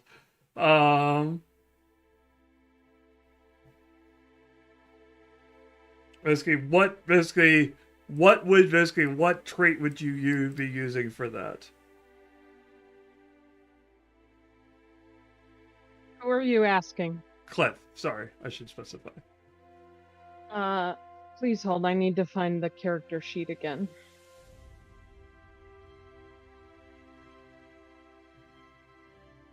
It never got reopened after I had to restart earlier.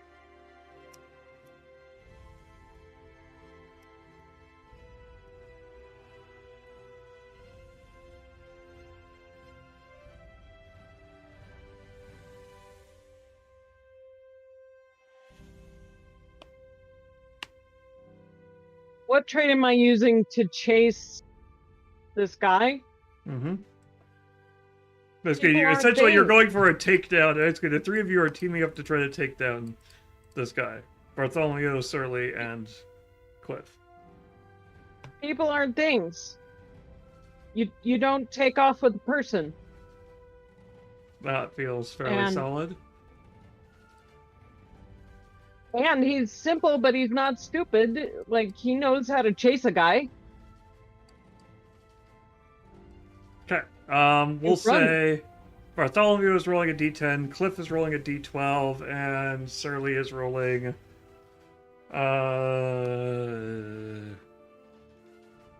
debating between d6 and d10. We'll do d6. I win. We win. There are all those numbers. Finally.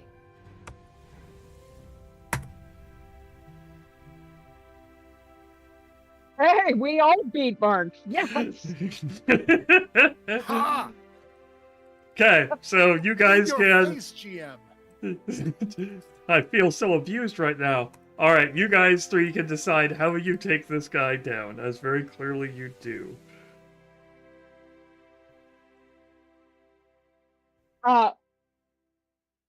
Well, if we all do, then Cliff is going to focus on grabbing a hold of Sierra and removing her from the fray, if possible. Okay.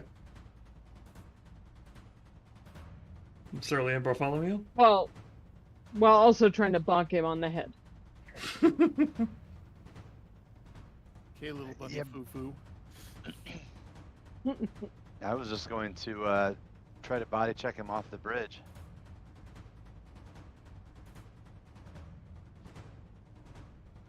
Okay. Hey, I'm being good. I'm not shooting him in the back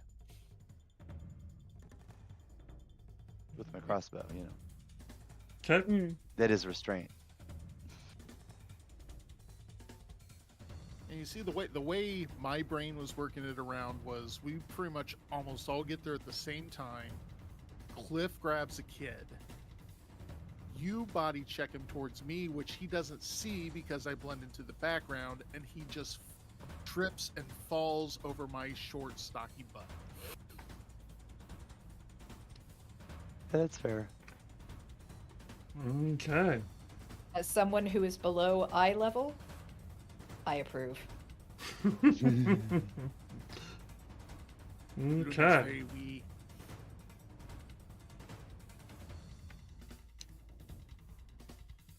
Luna is pretty pocket-sized. Really? I mean, they are not a large human. Luna is a petite being. The camera makes them look bigger than they are. Really, this is actually a dollhouse they are sitting in front of me. Little The camera adds like 8 inches in height. I mean, Luna is not the tiniest human being I've ever met, but Luna is not a small person. All right. So basically, he will go over the bridge, basically, and plummet down into the river. Oh, that's not good. Yeah, where he will basically Turned out well. Basically, there is a sick-sounding kind of squelching, crackling noise as he kind of hits, bobs a couple of times before being washed away by the current. I mean, carried away by the... You kind of hefted, meandered away by the current. I mean, it's a little bit sludgier. He broke the surface, and underneath it's a little bit faster of a current underneath the crust. So, basically, that is that. So now we come to a second round of what are you doing about the fuse? Mr. Krabs, I have another idea. Okay. I mean, you started all of this, so go ahead. Okay. So, I have sent my goodest boy of a dragon down. The dragon has sort of understood the assignment, but then forgot himself and accidentally reignited the fuse. Yes. So, Igorina is going to rush to, like, the edge here to, like, look down and see how things are going, right? Mm-hmm. Okay. And is going to see that, you know, like, the broken water bottle and, like, figure out what's going on, right? Okay. Mm-hmm. So, using the sentence on my character sheet, spray it, don't fey it. Oh, no. Yep. I am going to yell down into the pit and to the dragon, and I'm going to say something like, Igor, send me a sign that everything is okay, and hopefully be able to put it out myself solely as an Igor. You know, I can't not reward basically that level of wordplay. So, yes, that is 100% a D12. Take your roll. F yes. It's gonna be a 1. I don't know why I'm celebrating. I haven't rolled yet.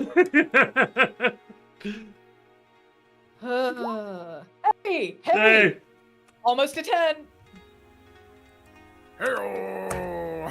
And that's a 2 Yeah! in Yes! response. So, basically, all of you will rush to the edge and see the burning fuse, and it's definitely heading towards the thing, basically towards it, when suddenly they will hear the shouting cry of Ignorina, and then a merciful rain will come spattering down. And basically a combination of Ignorina's spit and dragon spit, basically as they are looking over, and basically that's still dripping off of them as well, will spatter onto it and extinguish the fuse. Igorina spit and dragon sot? Yep. It's a living. This could come in handy later, is true. It's two with two. And so with that, you have saved the poor dragons, assuming you've gone back down there. Give Gunter his medication. He will not explode. You managed to carefully open the wagon and not spray dragons everywhere amongst the city. You're able to basically request additional help from the sanctuary, who are more than willing to allow you to. No, that is what brings us together today. Yes. Marriage is what brings us together today. True love. Sorry that this triggers that entire speech in my head. Man and wife. Just say man and wife. In any case, basically they head to Rosie will basically approach and will be able to help you herd the dragons back into the sanctuary with a minimum number of burns. Basically, and I'm sure Bartholomew basically could get that arm replaced anyway. And plenty of photographs, basically is well documented by Surly. Yes? Cliff has decided that he has an affinity and would like to adopt Smokey. Okay. Basically, you will get a very grateful hug from Rosie for being willing to do so, along with a long list of instructions on proper care and treatment of Smokey. This is actually a really good thing, because basically troll houses are sturdier than most, and therefore less likely to catch fire. Well, at least the houses themselves are not. Things inside of them, well, you go through more pairs of pants. Things are not people. People are not things. It's okay. Things are replaceable. Smokey is not. At home anyway. I do?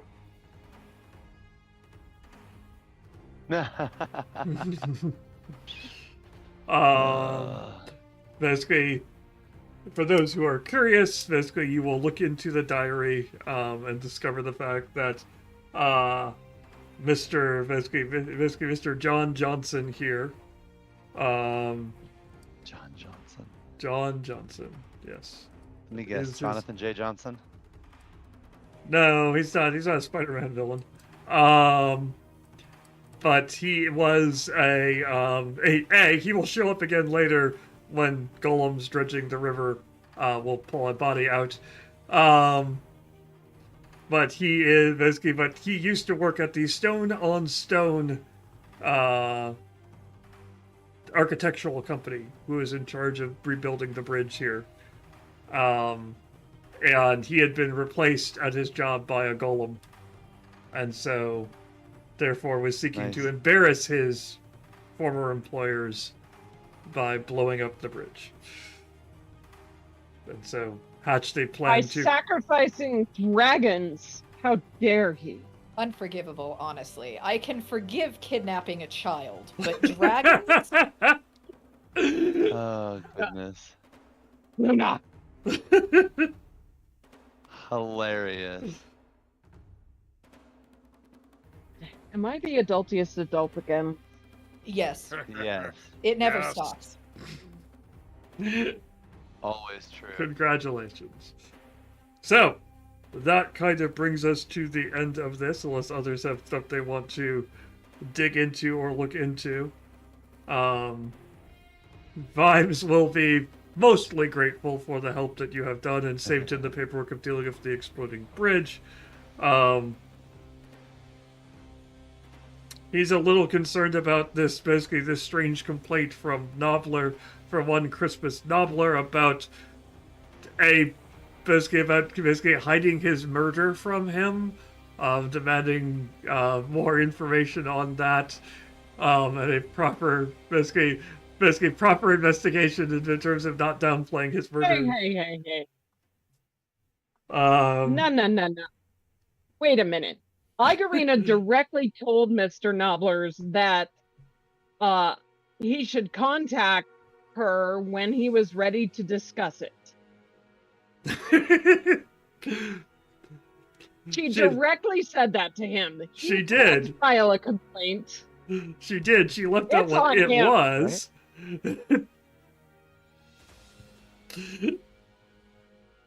I was afraid if I told him he'd be dead again, and then we wouldn't be able to question him. What? It's sensible. I am not the villain here. It's a strange piece of paperwork that he has to deal with.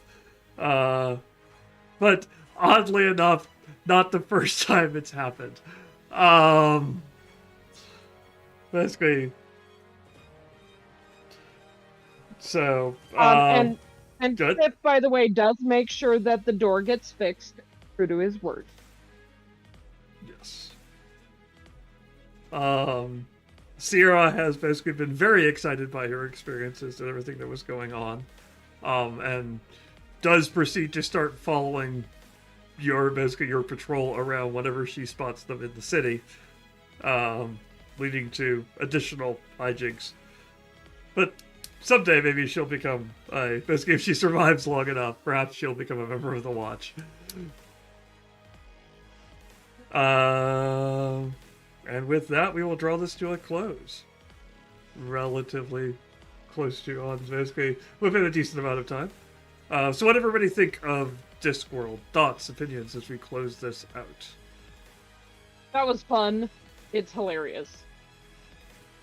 I'm always happy to play RPGs that are less combat focused and more like actually role playing and creative problem solving, similar to like Flabbergasted, which of course I have also played previously. It reminds me a lot of that.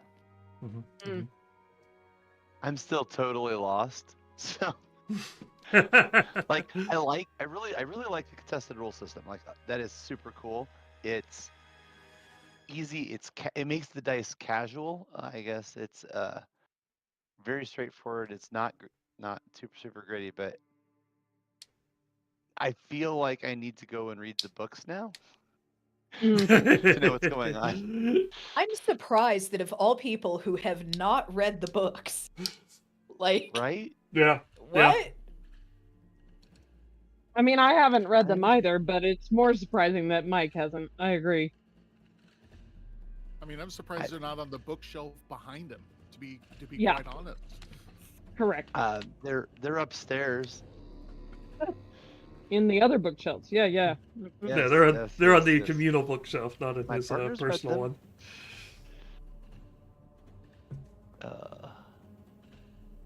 Yeah, basically, I will say, like, the rule system was a little bit, basically, like, basically, I feel like this is one that it will take a little bit longer for people to get used to for calling out traits and things like that and feeling comfortable in that. The other odd thing is, as a GM, it's a little bit harder. Basically, it feels like players are going to be more reluctant to try to do, knowing that there's a D4 and a D6. It's really going to be odd that players are going to try to do a D4 or D6 action, just because of the fact that it seems so obvious that you're going to fail that they're not even going to ask about it unless they feel like they do have a good reason to do the action. Right. And so basically, as a GM, that basically means that you really have to push the players to put themselves in those situations where they're doing things they're not comfortable doing, that their characters aren't comfortable doing, in order to give them those roles. And then, as we could see, basically a high rolling GM could just make everything seem silly. Yeah, I noticed Totally. it felt a little imbalanced with the dice because Mhm. of that, where it felt like with the GM rolling a D8, it was just way too easy for even things that should be not completely impossible still have a fighting chance of. Mm-hmm. Like it feels like it's very easy to still end up kind of screwed by that. And I mean that's something that there's a lot of different ways that they could kind of mitigate that if they wanted to. So since this is still just like Kickstarter, like recently finished, recently backed, my hope is that like maybe they'll revise and maybe fine tune that a little bit. Yeah, that'd be my hope. Basically, that there either are basically there's more of a bonus. Basically, like the problem is obviously that you don't want to complicate it too much, because that's the point of the system is they just want it to be you roll, they roll, done.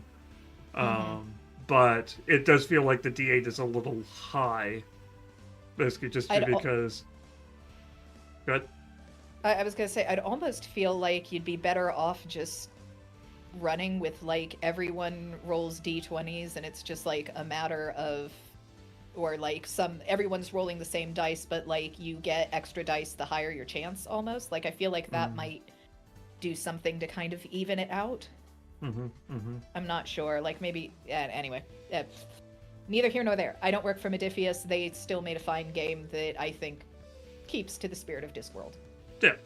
I do like this. I like the simple system. I like the trait system, making it relatively quick and straightforward to pull things out. But basically, we'll hopefully see more from them in the future, and basically possibly we'll revisit this when they release the full edition later.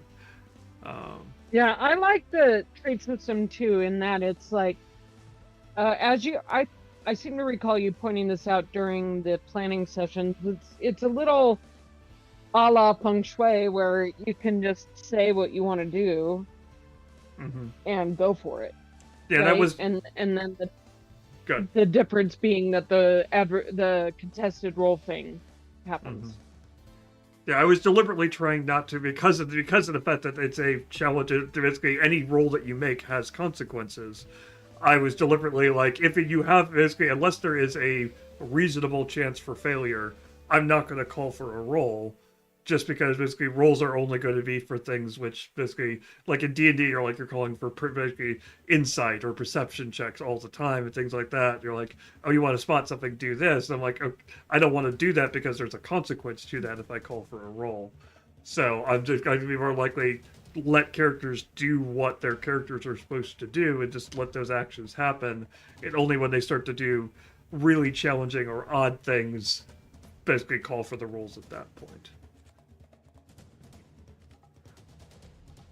Okay, with that, we'll go ahead and wrap this up. Basically, we'll go ahead and we'll start with letting anyone, if you have something you want to shout out, basically a call out or something like that, other places people can find you, feel free to do that.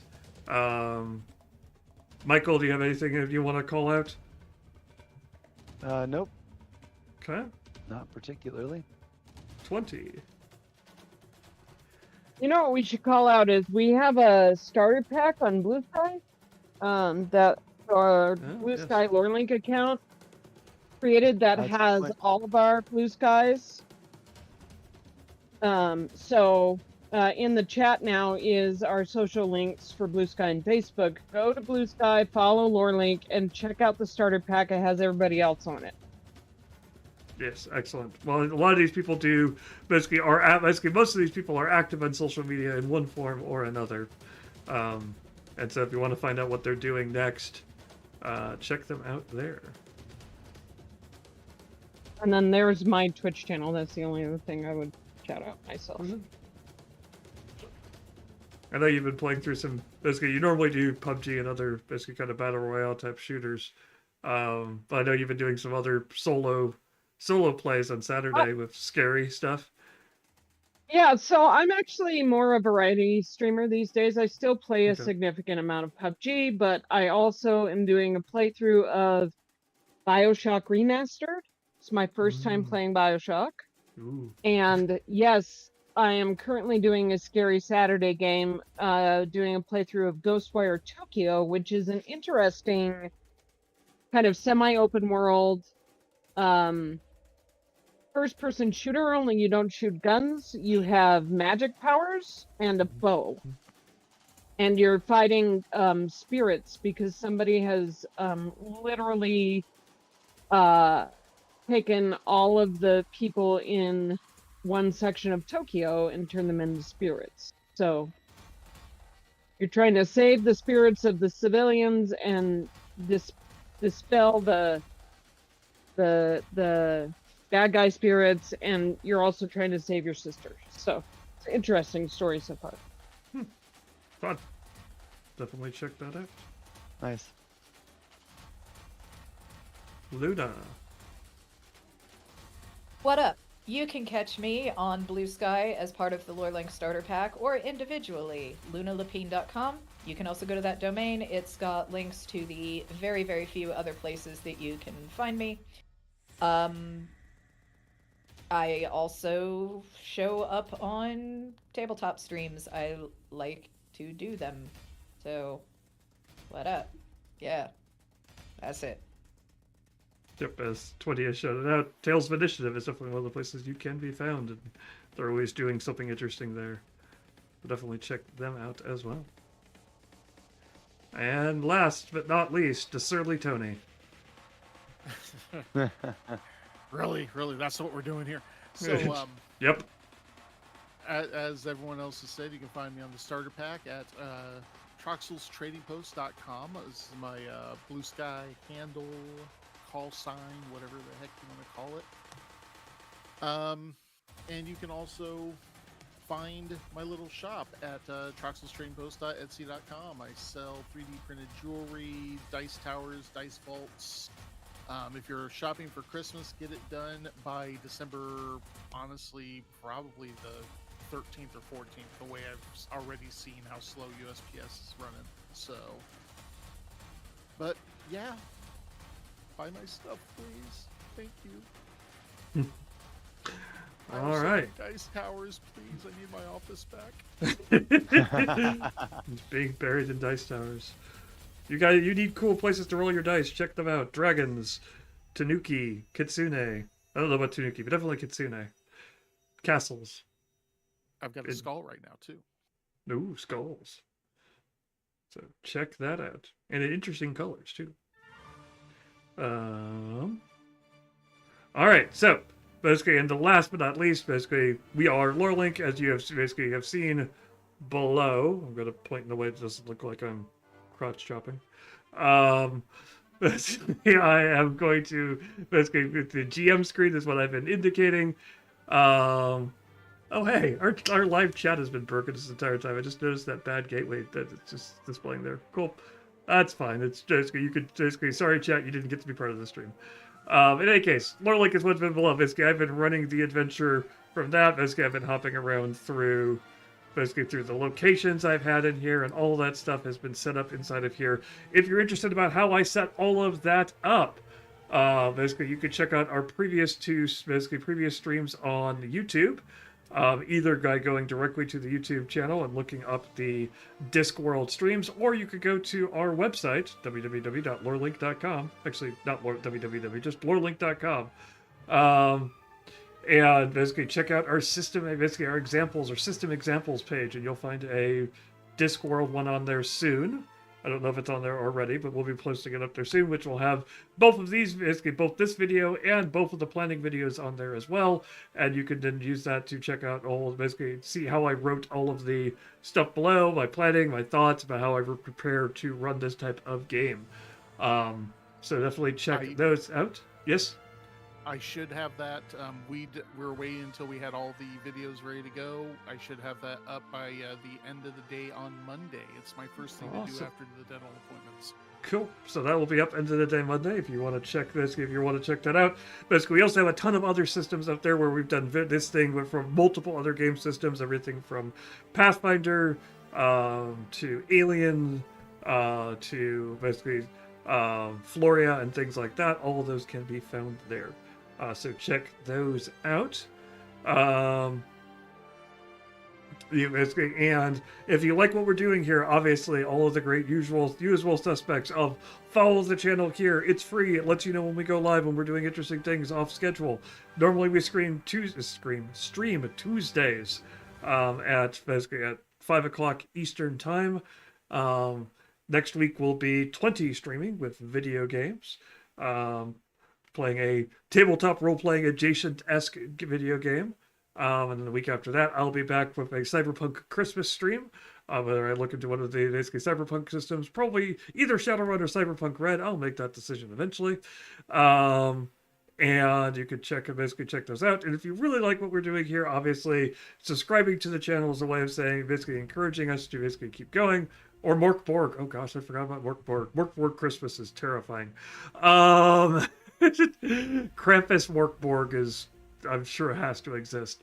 In any case, basically subscribing lets you do that. And if you want, basically, you don't have to necessarily spend money on it. Basically, if you're paying for Amazon Prime already, basically Jeff Bezos gives you a free Twitch Prime sub just to do, basically to hand out to people, where you could use it to take money from him and his yacht fund and put it into our Not a Yacht fund. We may at some point download a DLC yacht with all those subscriptions, but that's the worst we would do.